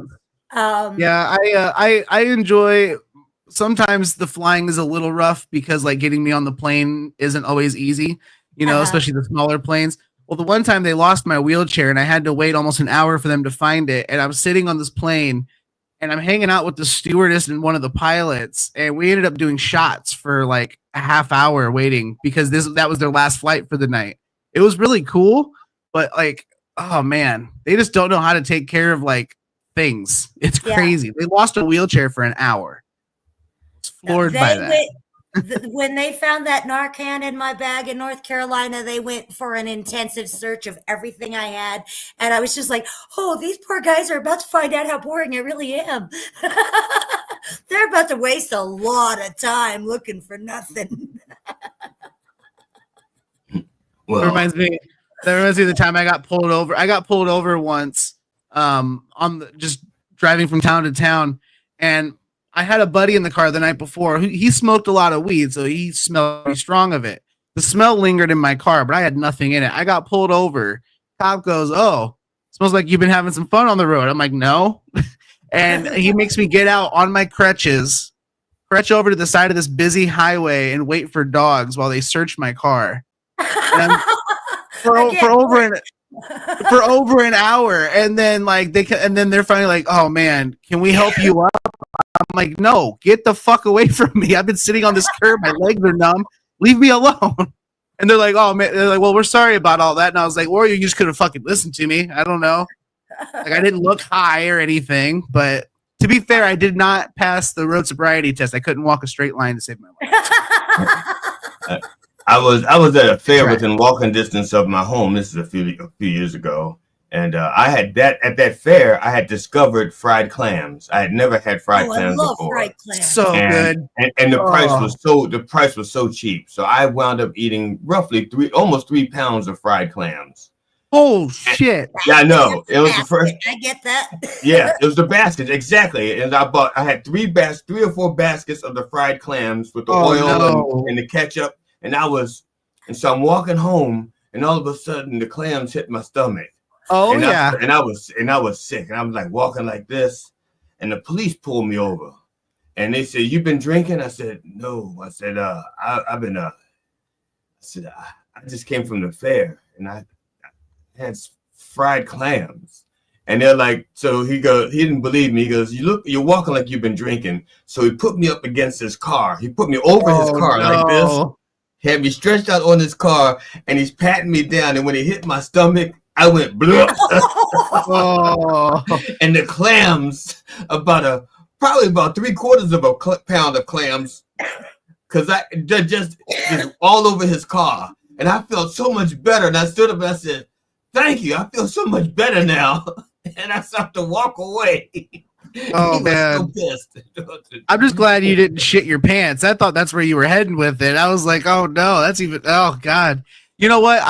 I've gotten the chance to use the cripple card a couple times to my benefit. Now, in their defense, I should have probably been arrested both times. But getting pulled over like a block from my house, and then once like right in the driveway, driving home, I was my wife and I just split. I was drunk at the bar, came home. They pulled me over and they're like, "You've been drinking?" I'm like, "Yes, sir." I'm like writing numbers on my hand, getting stuff out of my pockets. And then they look at my placard and then they look in they see the wheelchair in the back seat and they go, "How far you live from here?" And I'm like, "Right around the corner." And they're like, "We're going to follow you home. Don't leave the rest of the night." And then like 2 weeks later happened again, but they followed me into the driveway. Same thing happened. I met the cop maybe a month later at my job. I worked at a cell phone company. And I was like, "Why'd you guys let me go?" He goes, "Honestly, transporting you to the jail with all your equipment would have been way more hassle than even responding to a car accident." He goes, "We just wanted to make sure you got home safe, and that was it." And I'm like, "Oh, okay." He goes, "But if I find you again, you're going to jail." I'm like, "All right, that's fair." So I think I'm going to put a wheelchair in the back of my car, and I'm going to just put some hand gears on my steering wheel, and I'm just going to drive. And whenever they pull up, I'm going to just ask. I'm like, "I'll go in with you, but you got to carry my wheelchair, my seeing eye dog, and oh, dude, I'm telling you what, man. Yeah, like beaver, the whole bit." When they realize you're 300 pounds and they're going to have to dead weight carry you to the car, then they have to go back and get your wheelchair. You know what I'm saying? Then when you get to the jail, they have to get you out of the car, put you in the wheelchair, take you in. Then they have to lift you back up, search you, change your clothes. Like, they don't want to do all that. And then they have to figure out where to keep me because from what I've always heard, they won't put me with general population because all the parts of my chair can be weapons. So then they have to find an empty spot to put me. They don't want to do all that. So in other words, if you let's say you went through a drive-through window at a bank and you robbed it, because you're not going to go in the bank and rob it. It'll take you too long to get away. So you go through the drive-through window, you rob the bank, and the police pull you over. They're like, we can't go through this. How much did you take? That's not even grand larceny. Go. I feel like if I managed to convince somebody through a drive-through to let me rob them, they're going to have more questions for the person at the bank than me, probably. They're going to be like, "Why didn't you just turn off the microphone?" Like, what? Wait a minute. He had a gun. How'd you know he had a gun? Because he put it in the tube and sent it in. and then I sent it back and said, "Sorry, don't shoot. I don't know what to do." Right. So once I saw the gun, they told us to just cooperate. So I put the money in the tube with the gun and sent it back out. And it was almost my lunch, and I didn't want to keep dealing with this, so I just sent him the money. That's it. Oh, man. This is derailed. Yes. Mr. When does an Kane, interview with a comic not derail? Facts. Mr. Kane, do we have showbiz news today? Yeah, I'm just putting the final touches on it. Okay. Ooh, he loves touching it. All right. Well, I'm on a show tomorrow night in Denver called Bear. Okay. By the end of the set, I have to have been fully nude for 30 seconds. So I am trying to come up with the best comical apron. See, I told you guys nude comedy was a thing that's been happening more and more. I told you guys.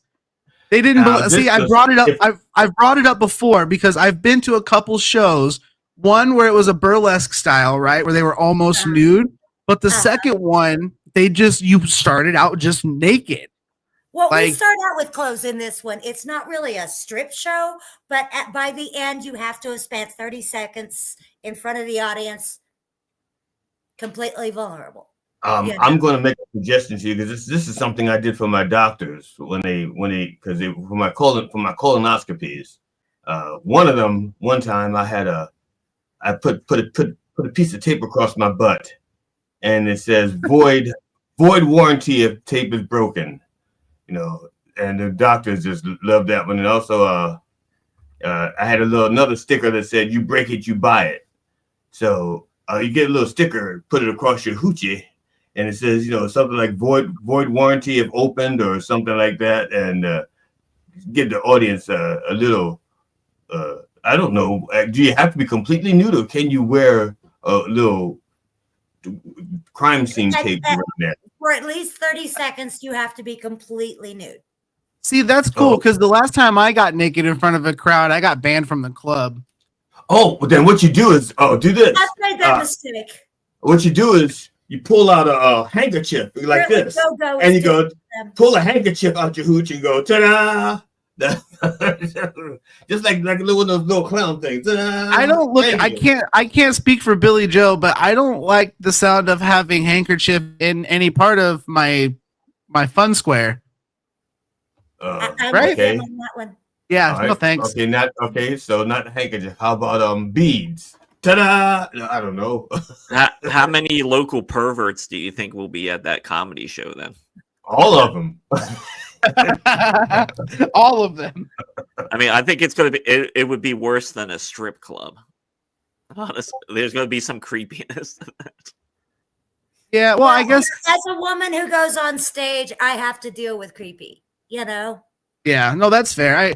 I feel like yeah, that's probably a thing most women comics have to deal with on a more regular basis. The creepiness at a strip club is different than normal. Well, yeah, because at the strip club, you're essentially. But now if you take that nudity and move it into a place that normally doesn't have nudity, then the pervert ratio is going to be much worse. Well, I think it'll be worse, but I think to an extent it would be. I don't want to say better, just because when you're in a strip club, right? Depending on the strip club and the people, depending on the strip club, as a local pervert, you got to think as a pervert. Well, no, but when I go in a strip club, there are some strip clubs in some places and some strippers that will let you touch or they'll touch you, blah blah blah. When you're at a comedy club, even if they're naked, I feel like the consensus is don't touch. Well, no, it has nothing to do with the touch. It's just the perviness and creepiness will be at a different level, and it's going to be much higher. Women don't have to deal with perviness and creepiness if we're clothed. That's not the case. We have to. No, I'm not saying that. At all times to protect I'm not saying that. From whatever creepy notion a dude has had. There's this comedian out of Nebraska. She's hilarious. She's great, but with her material, I was just like, I hope you're ready to deal with the creep who really thinks you were talking to him. Well, yeah, I get that. It's but the same I can thing. see where that causes the creepies to show up. It will, because once you take nudity and put nudity in a place where there normally isn't nudity, that brings out creepers. Much more like the bank. But this is a concealed carry state, so I don't suggest anybody come following me. Well, see, I think if I were to do that show, I would do a tape job on myself, and in place of my regular junk, I would have like a little white dildo, so it would be like all black, but except for there, it'd be like that part would be white. I think, yeah. Take the joke the whole way. Let it be that big, the size. That's right. I said my mom. This is from my mom's side of the family. She was white. My mom was white too. I understand. Man, the Rev is just like GD. He has to bring up his mom.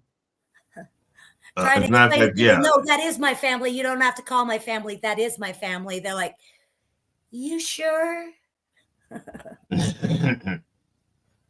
Well, Billy, if there's anything you'd like to promote, go ahead and do so, because we're about to do a segment called whatever it is, Showbiz News. Showbiz News.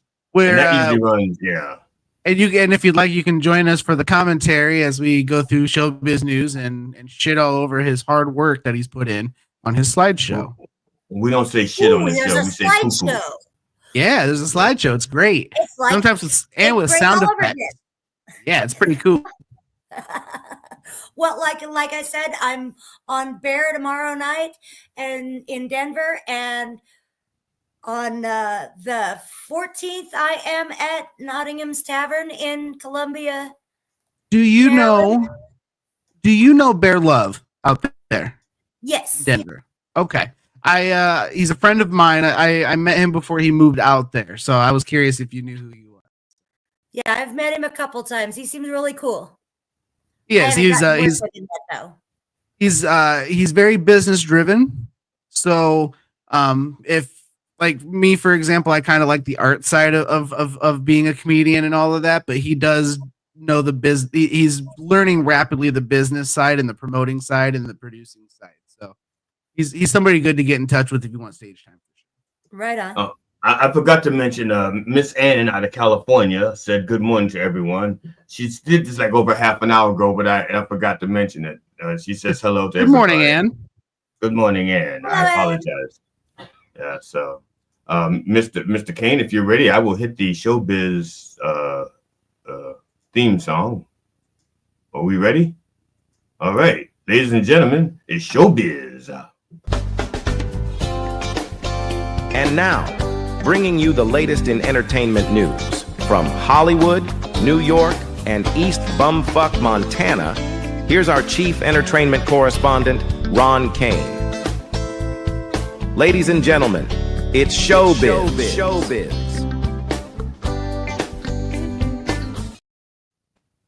Hey, Showbiz, everybody. It is Thirsty Thursday, so come on down to Minucci's, where the buckets will be emptied. And what's in those buckets? We don't know, but that's what makes Thirsty Thursdays fun. 10 cents a glass, mystery liquid. Love mystery liquid at Minucci's. Yeah, it's always a fun time. So bring out the family. So this is Joey Pants, also known as Joey Pantalone. He's joining The Last of Us season 2 as Eugene. Apparently, they're going to delve a little deeper into Eugene's character. And I have seen the show. I'm not sure if you gentlemen and Billy, if you've seen the show, but a lot of people get very excited and hard over it. There were moments in it that were good, but I felt the show was overall just slow. And I never got into the Last of Us games. So I never even really picked up the show. However, I've heard that the show does stick to the game plot, at least the first season did. So I've heard good things though. So, and he's a fantastic actor. Everything he's in, like even that shitty Ben Affleck Daredevil, he was good in. Yeah, it's a solid actor. So. Yeah, and you are right about like they stuck to the like the first game and that storyline. But then I found myself like, because I have played that game, and by the time it got to the end, it's like I didn't even care. It just felt like the show was like there were some decent moments in like an episode or two here that were decent, but overall, in my opinion, I wasn't very impressed. It's like it's just a slow mover.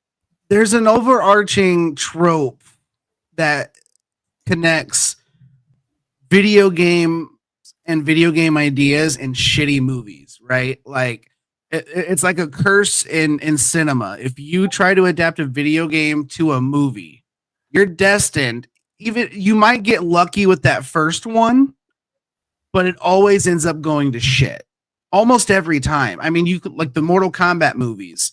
You look at anything besides this most current Mario movie has been a fucking flop. Lara Croft, the same thing. Lara Croft. I mean, they even put Angelina Jolie when she was at the top of her game in the Tomb Raider series. And guess what? That first movie was pretty good, but then it just turned to shit afterwards. It's like right now. then, yeah, I think right now the best video game adaptation is the Fallout series. The Fallout series was excellent. The Fallout series is one of the better ones, and then there's what was the other one? Oh shit, there was one more I can't think of off the top of my head now. Was it Pong? No, it wasn't. It wasn't Pong. The Gran Turismo movie was pretty good in the sense that they took a lot of the cinematics that they designed for the games and they turned them into live action, which was pretty cool. But I mean, overall, video game movies suck. Yeah, I thought the Mario Brothers one was great. I'm just teasing. No, that's okay. I was gonna say, Rev, I don't know you very well, but that's not even okay to joke about. No, I'm just the newest Mario is pretty decent. And see, that one's really good. They did a really good job on that. But what was important is that one is they stuck to the Nintendo animation style. It was important. So does Luigi shoot the CEO of a healthcare company in this one? No. Is that to say no? No, but I think that's in Luigi's mansion, so we'll see. Okay. Or it's in his ass. So oh god. So Hamilton is the latest production to cancel at the Kennedy Center, and we all know why that is happening. So you won't be able to get good entertainment, but maybe you'll get some shitty Kid Rock shows and I don't know, some kind of tribute to Jesus where he Dinosaurs Walking with Jesus. I think that's the next show. Dinosaurs with Jesus. That's why I'm going to do a show out front. Baptizing your dragon. The play that I'm producing, it will actually incorporate Jesus and the Saw movies. So please check that out. Please. Is this going to be one of those blaxploitation movies where Jesus is black and he walks in with a big gun and he's like going to say, "I'm going to kill old Whitey"? That one of those blaxploitation movies. Speak American. This is Neil Gaiman. He's looking to get his lawsuit dismissed because he's been charged with sexual assault, or that's what the lawsuit claims. And so he's suing his ex-wife to get this lawsuit dismissed. You probably don't want to be in his shoes right now. He's having some bad days, everybody. Yeah, but under the Trump administration, sexual assault is like a misdemeanor, so he should be pardoned. He'll get pardoned. It's not a crime anymore. It's a Tuesday. Yeah, he'll get pardoned.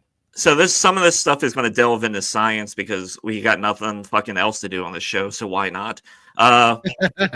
We have to maintain our number 3 rating in the science show, though, too. Hope number 3 in suicides. Perfect. We're doing great then. Oh my god. The show that finally makes you or helps you make that decision. Anyway, this is woolly mice.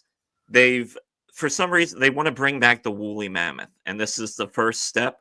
So science in a lab, they have created some woolly mice. Will the woolly mammoth ever return? Who knows? Maybe in some AI form or some cybernetic cyborg. Only if there was that same effect. You can get that same effect by just sticking the mice's feet in an electric socket. Their hair will stick up just like that. There's a series of movies that explains why it's a really bad idea to bring these things back. And trying. We probably shouldn't bring back mammoths or dinosaurs or. Are you talking viruses. about Fast and Furious? Are you talking about exactly? Because you know what? We've had enough Vin Diesel. All right, we already know what the power of family is gonna do. We get it. Okay, it's fine. So there you go, woolly mice. Here's another scam. I mean, something else that's happening. Part of the Biden administration, one of the bills they passed was to get broadband internet access to everybody across the country.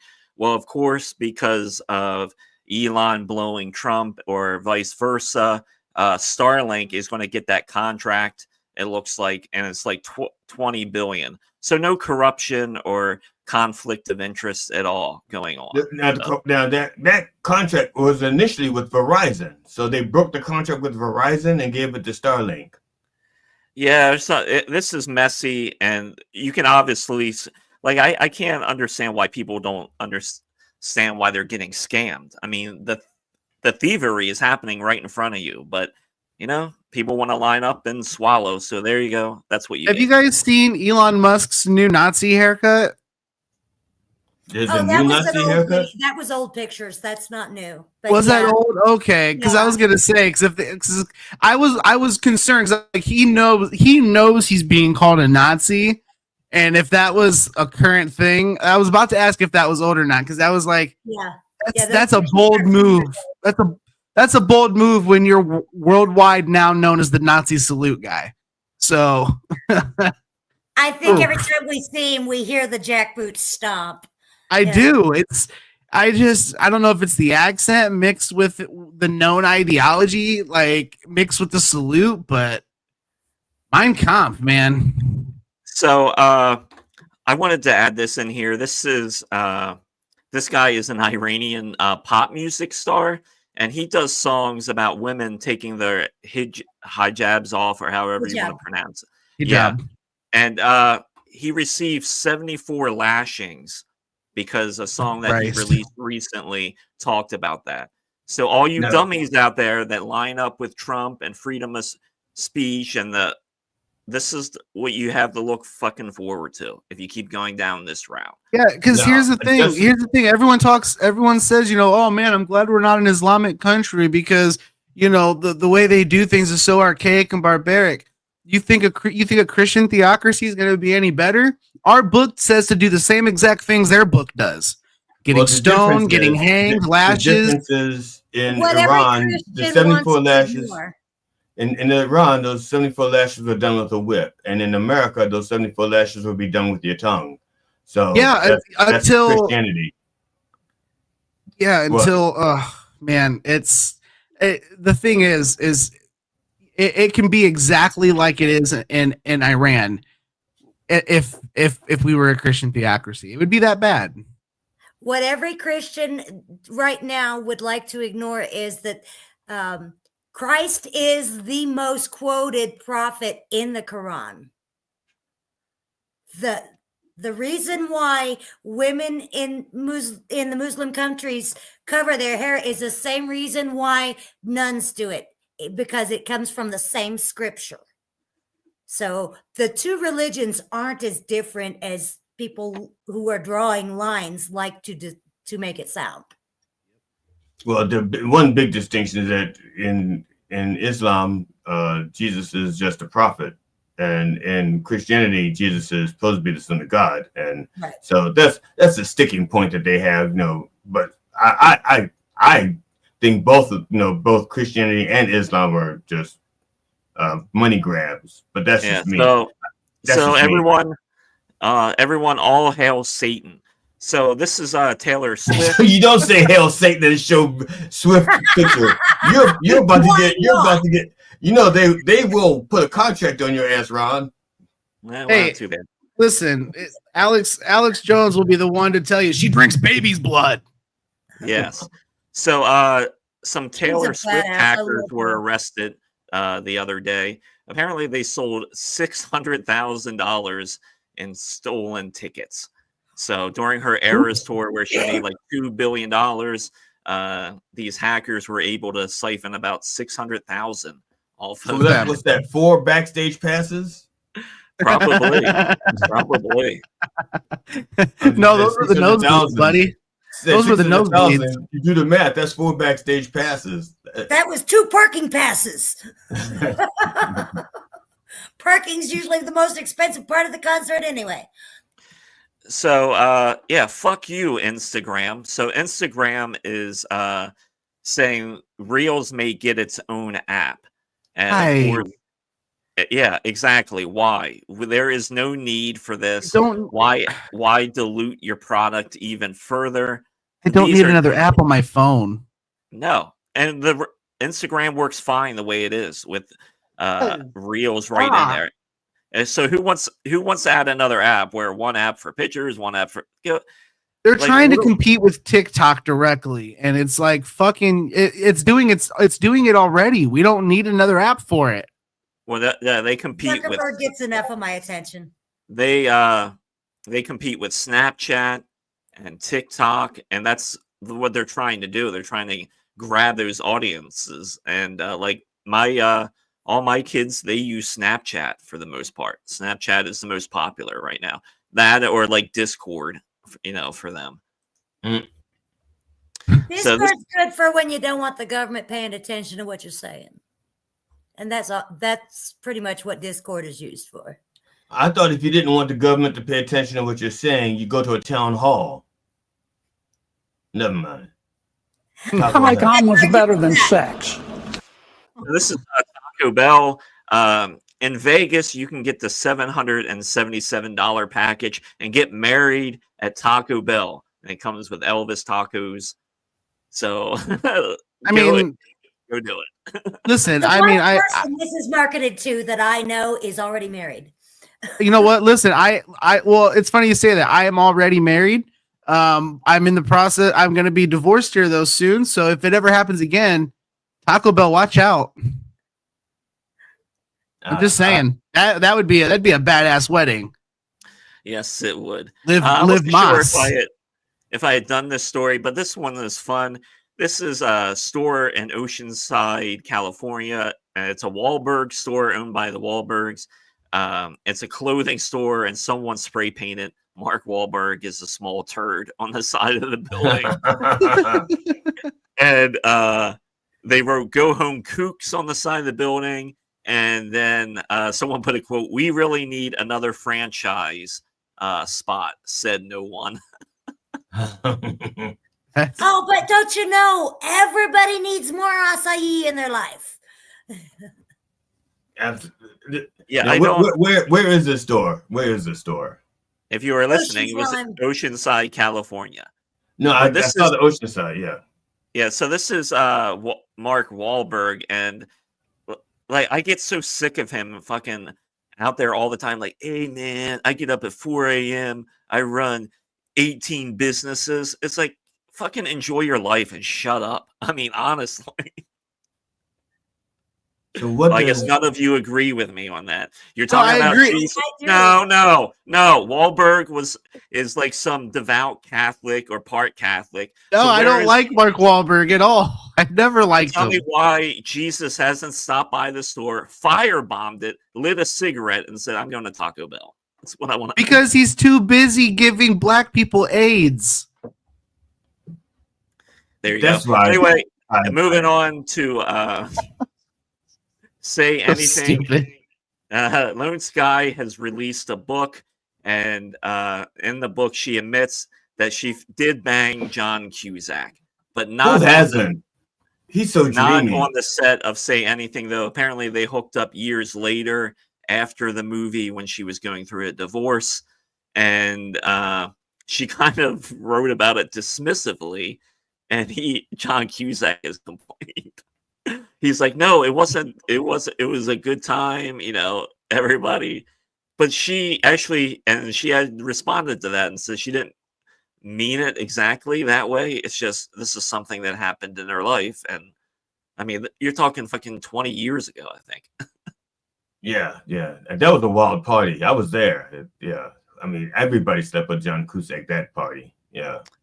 Yeah, I mean, only Sky wasn't the only one. Yeah, I mean, back in the day, Cusack was putting down the dick. Yeah. I was baptizing for him. Every time he pulled it out, I'd baptize it in the name of Cusack. Here we go. Yeah, so I know a lot of Pokemon players listen to this and watch this. Right here, baby. Let's go. The Cheetozoid sells for $80,000 at an auction, and this is Cheetozard. Yeah, this is just a Cheeto that looks like the Pokemon character. So someone bought it for $80,000. I mean, I don't get me wrong. That's kind of, right? For lack of a better term, that's fucking retarded. But I mean, I guess for the bright Pokemon fans, sure. Yeah. I mean, Ron, you used to work for Hey, the if you got it, why cheddar, not give right? it to somebody else? Because you're not smart enough to hold on to it if you're paying $80,000 for a Cheeto. So, Ron, you used to earn your cheddar with the cheetah. Can they make those on purpose so that they could just like charge, like make a bag, just sell them like that? In other words, if they made it like that on purpose, wouldn't that be like devalued because you have like a whole bag of those things? Yeah, well, Cheetos are not molded; they're extruded. So, which means you use pressure through with pressure on a paste, and it pushes them out. Then they get and they drop into a deep fryer. So it's like having a baby then. Yeah, Just almost push it out and right into the deep fryer. It's just the constant supply of everything that's mashed up and squeezed out and fried. That's all a Cheeto is. Just like a baby. Just like a baby. Yep. So enjoy the suffering, everybody. That's showbiz. Woo! We don't have an You peasant artist. Give me you peasant artist.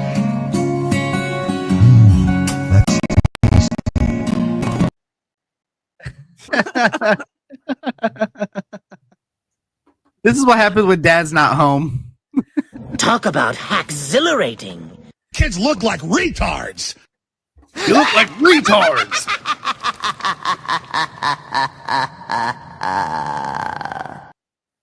Oh, man. Billy, thanks for being a part of this train wreck today. This has been fun. Thanks for having me, guys. This has been a blast. Yeah, now other comedians, I just want y'all. We broke precedent with Billy. We don't usually keep people over as long as we did, but it's not often that Billy comes to the show, and so we wanted to treat her nice, so that when she's rich and famous, she'll be able to get jobs for us. That's all. That's all. We we're just exploiting her future fame. That's all.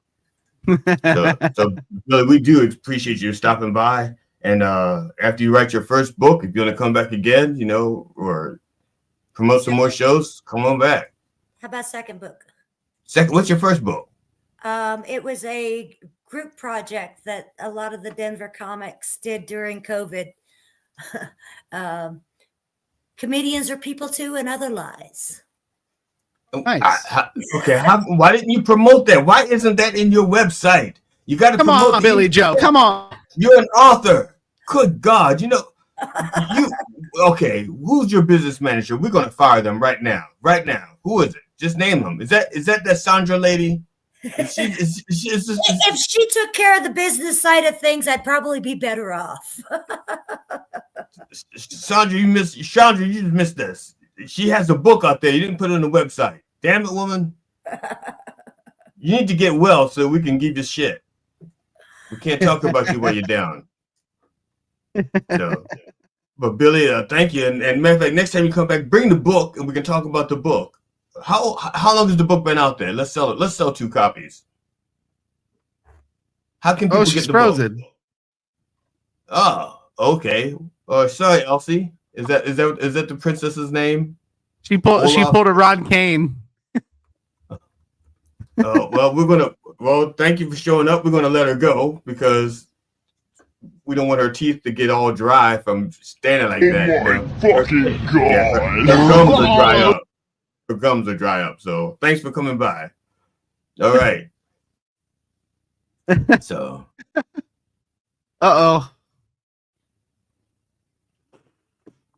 See, no sound effect. Who usually does a sound effect? Whatever that. Where's that finger been? Oh, I forgot I was scratching myself during the show. Sorry. The truth is, I'm right about all of it, and you know it. Remind me I need to baptize myself later or get some water down there somehow. I knew you showered in the baptismal pool, you sick bitch. That's nothing. When kids have a sore throat, we tell them to drink some of that water. Oh my God. Why are there pubes floating in this water? That's right. We we got some breaking news, which is not really surprising. House votes to censor Representative Al Green for disrupting Trump's speech to Congress. Oh yeah, they threw him out in real time. Yeah, but didn't Trump say that free speech is back in the country? So yeah, but not when you're talking to him. Oh, okay. I was like, because he made free speech legal again. That's why they got rid of him and censored him. Well, the Speaker of the House is who I think threw the guy out too. He was it was horrible.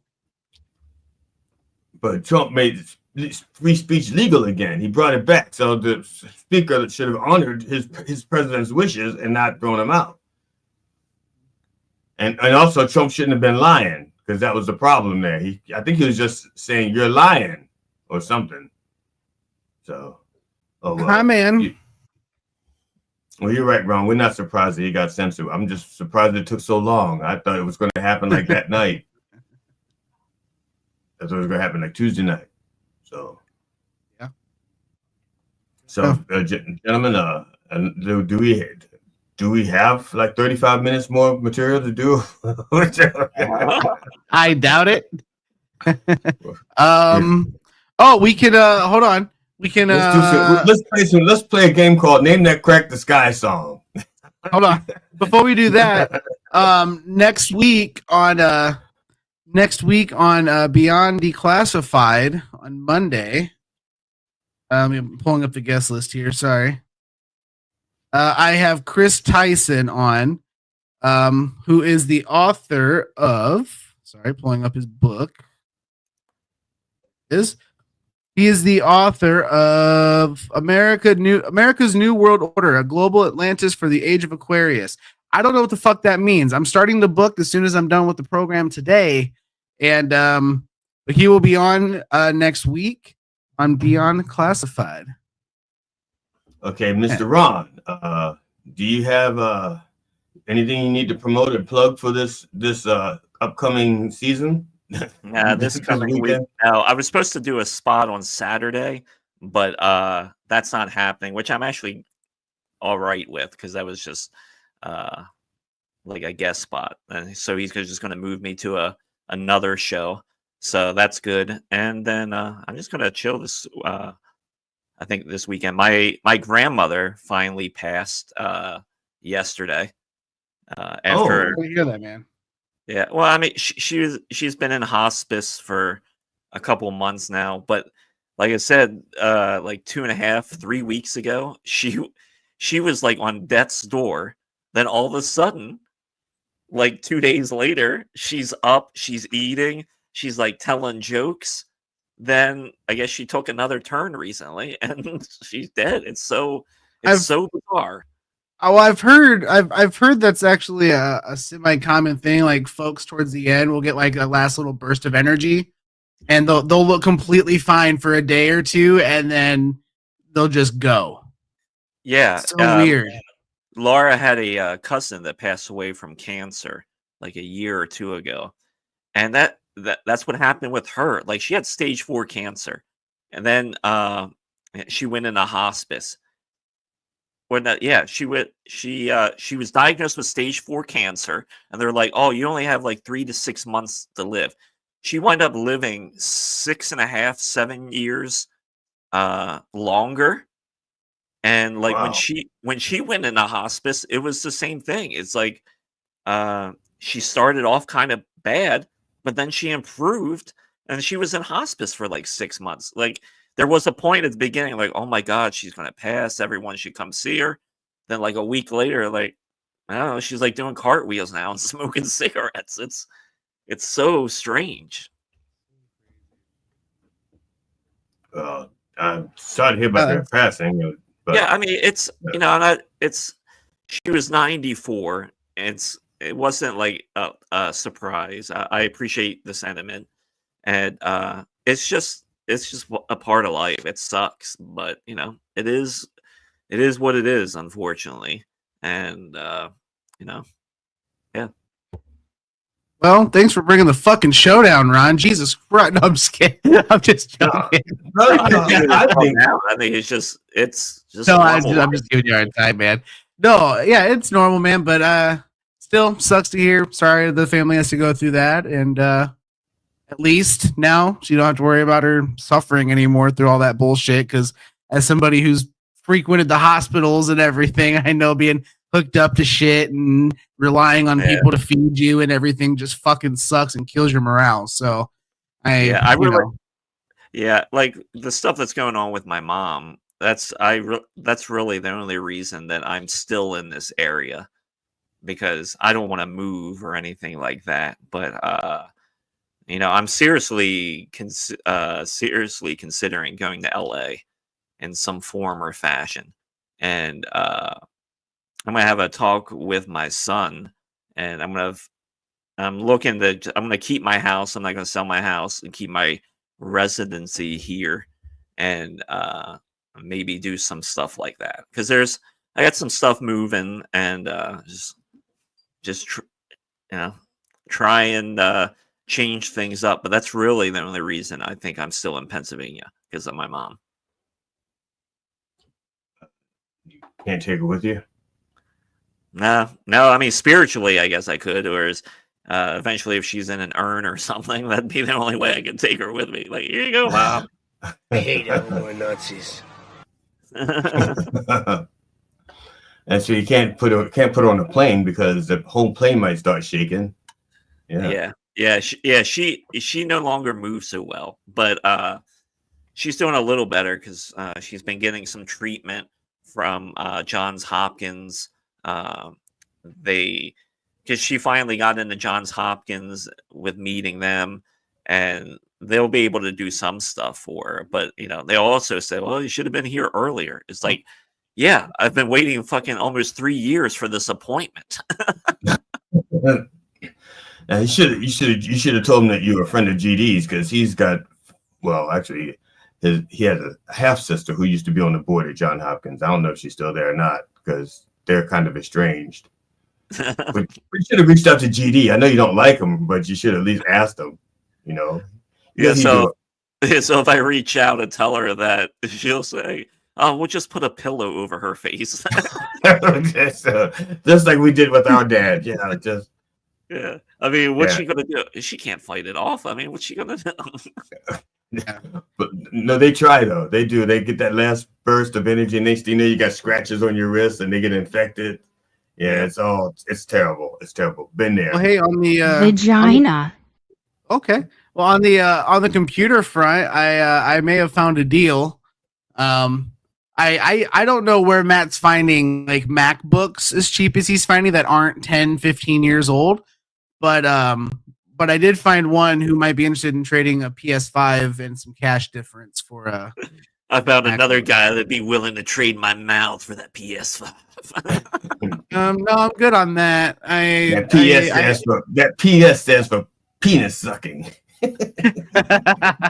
My God was better than sex. Penis sucker 5. Well, no, it's just the Beyond Classified. I'm really enjoying it. I really want to grow it into something, and I like to do more with it. And when I was in college, my minor was in journalism, because I did want to pursue that in some aspects. So I'd like to get a computer that I can, actually edit on and, produce some things.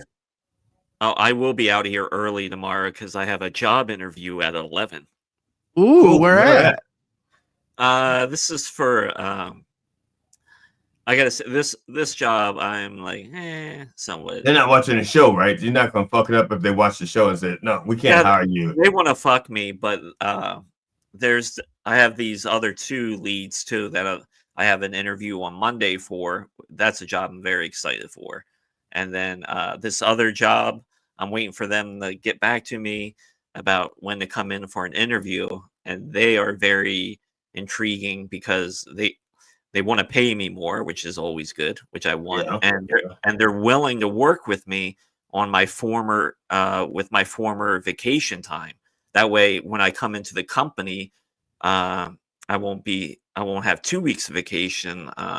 I think I'll be able to get my 4 weeks vacation. So wow.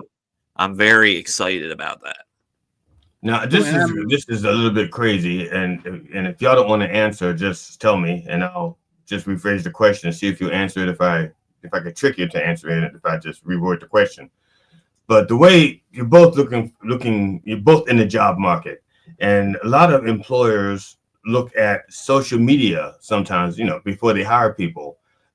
Did y'all, either of you, like, do anything to clean up your social media for the, in case they look at it, or you just said fuck it, if they don't want to hire me for who I am, fuck them? Yeah, I don't really have anything that terrible on there. And as far as mine goes, yeah, kind of that. I don't add coworkers on social media. I don't usually, hang out outside of work with people for the most part. And if that does happen, it's generally because we jive and have the same sense of humor normally. So I'm not worried about it. So, but like Steven, you've already lost like one job because they didn't want you around children because of your social media. It wasn't just social media. It was because they found out I was a comedian. Yeah, they heard your jokes and they said we don't want him around kids. So. Yeah, but that's the thing though, is I'm not hanging up being a comedian. That's something that's gonna be pursued hardcore once I'm in the position to. And the job is gonna be, I guess, supplementary to it. So if they don't like me being a comedian, then I had a job interview a few months ago, and I think that's why they didn't offer me the job, because the guy, the one manager who set up the interview, and I had like a Zoom meeting with him and a couple other guys, and they had me come in, but he was like, the one guy, the HR guy, he was like, "Oh, now I know where I recognize you from," and he's like, "Are you a comedian?" And it's like, yeah, I do these shows, and he's been to a couple of the Fratelli shows. So I think that's why they did not hire me. And it was kind of strange too when they were walking me around. Like, these guys were like, "Hey man, we just we joke around a lot and things like that." And like, I'm looking around, it's like it's all white guys in this shop, and I'm like, I know what they're doing. They're like trying to give me the wink, like, it's okay. You can cut loose back here or do whatever. Did you say, look, some of my best friends are niggers? I'm not going to do that. And like, when I bring it up, I try, and like, if people ask me like, well, what do you do outside of work? And I say, well, I do comedy. And then you got to almost like explain to them, like, don't worry, I'm not going to be doing like routines every day. Like, hey, everybody, it's 8 a.m. I got a great suicide joke. Yeah, no, when I explain it, it's similar, right? They're like, what do you do outside work? Like, well, I do comedy, and I go, obviously I don't practice my material at work. I was like, but it does translate into my people skills and how I interact with people, and it generally helps me maintain a good relationship. That's funny. Like, oh, that makes sense. When GD was working at that place that rhymes with Random House, and when they found out that he was a comedian, they not only were they like asking for it, they were like introducing. They took him to the president and said, when the president came over to the desk, they said, "This is GD. He's a comedian." They go, "Oh, you're a comedian? Let's hear some material." So they were like right up front. And, they're like, "Yeah, let's hear some shit." That's And eventually they fired him, but it wasn't because of his jokes. It was because his jokes was better than his driving of his forklift. That's all. Where's everybody going to? What you doing, Ron? It looks like you texted somebody. Yep.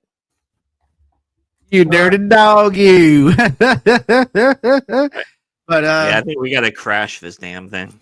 No, we gotta play. We got a game. We're gonna play. Name that Crack the Sky song. I will read the lyric, 2 lyrics, and you would guess which Crack the Sky song it came from. I didn't want to do this, but GD said if the show was running short, you got 22 minutes to kill. You can play this game. No, I'm looking at Steven's face. No, I'm just fucking with you. That's not real. That's not a real game. It's not a real game. All right, so just if I'm not vaping, I'm raping. There you go. The Steve sitcom's theme song. Whoa, no. Vagina. Now, just for the record, because Matt's not here, we're not going to get into any kind of copyright battle with any of his music. So we're going to play one of GD's things. And Are you a retard? Playing one of GD's songs to get out of here. So whenever we're ready to play the music, that's what we're going to do. Yeah. I'll play it then. We can get out of here. All right. Don't turn on your radio. No. Oh.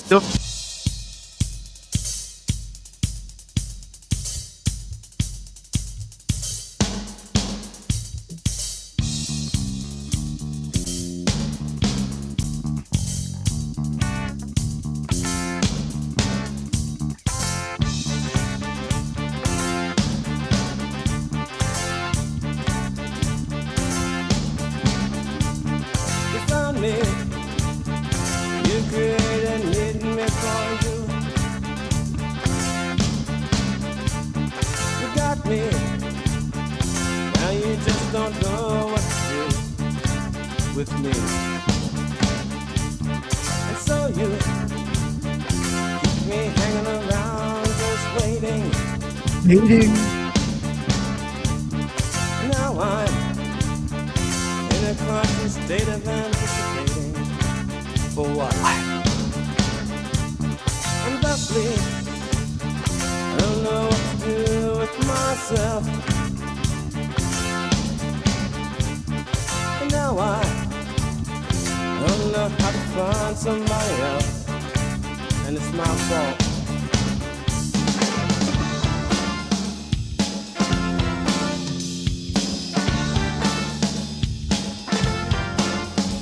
I let myself fall in your trap. I let you treat me like a man. I didn't think I only felt, and now I feel just like a pelt, and I blame you. I blame you.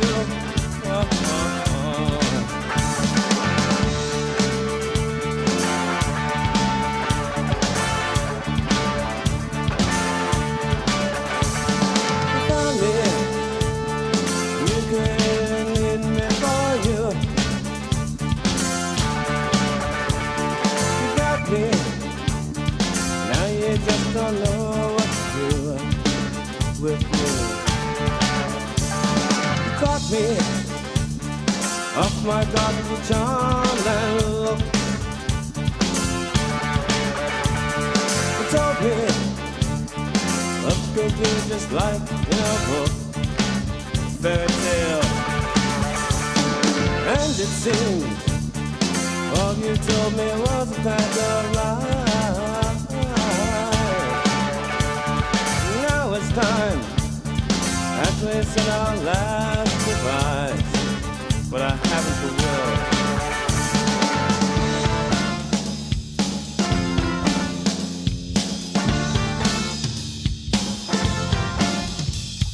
I let myself fall in your trap. I let you treat me like a man. I didn't think I only felt, and now I feel just like a pelt. Now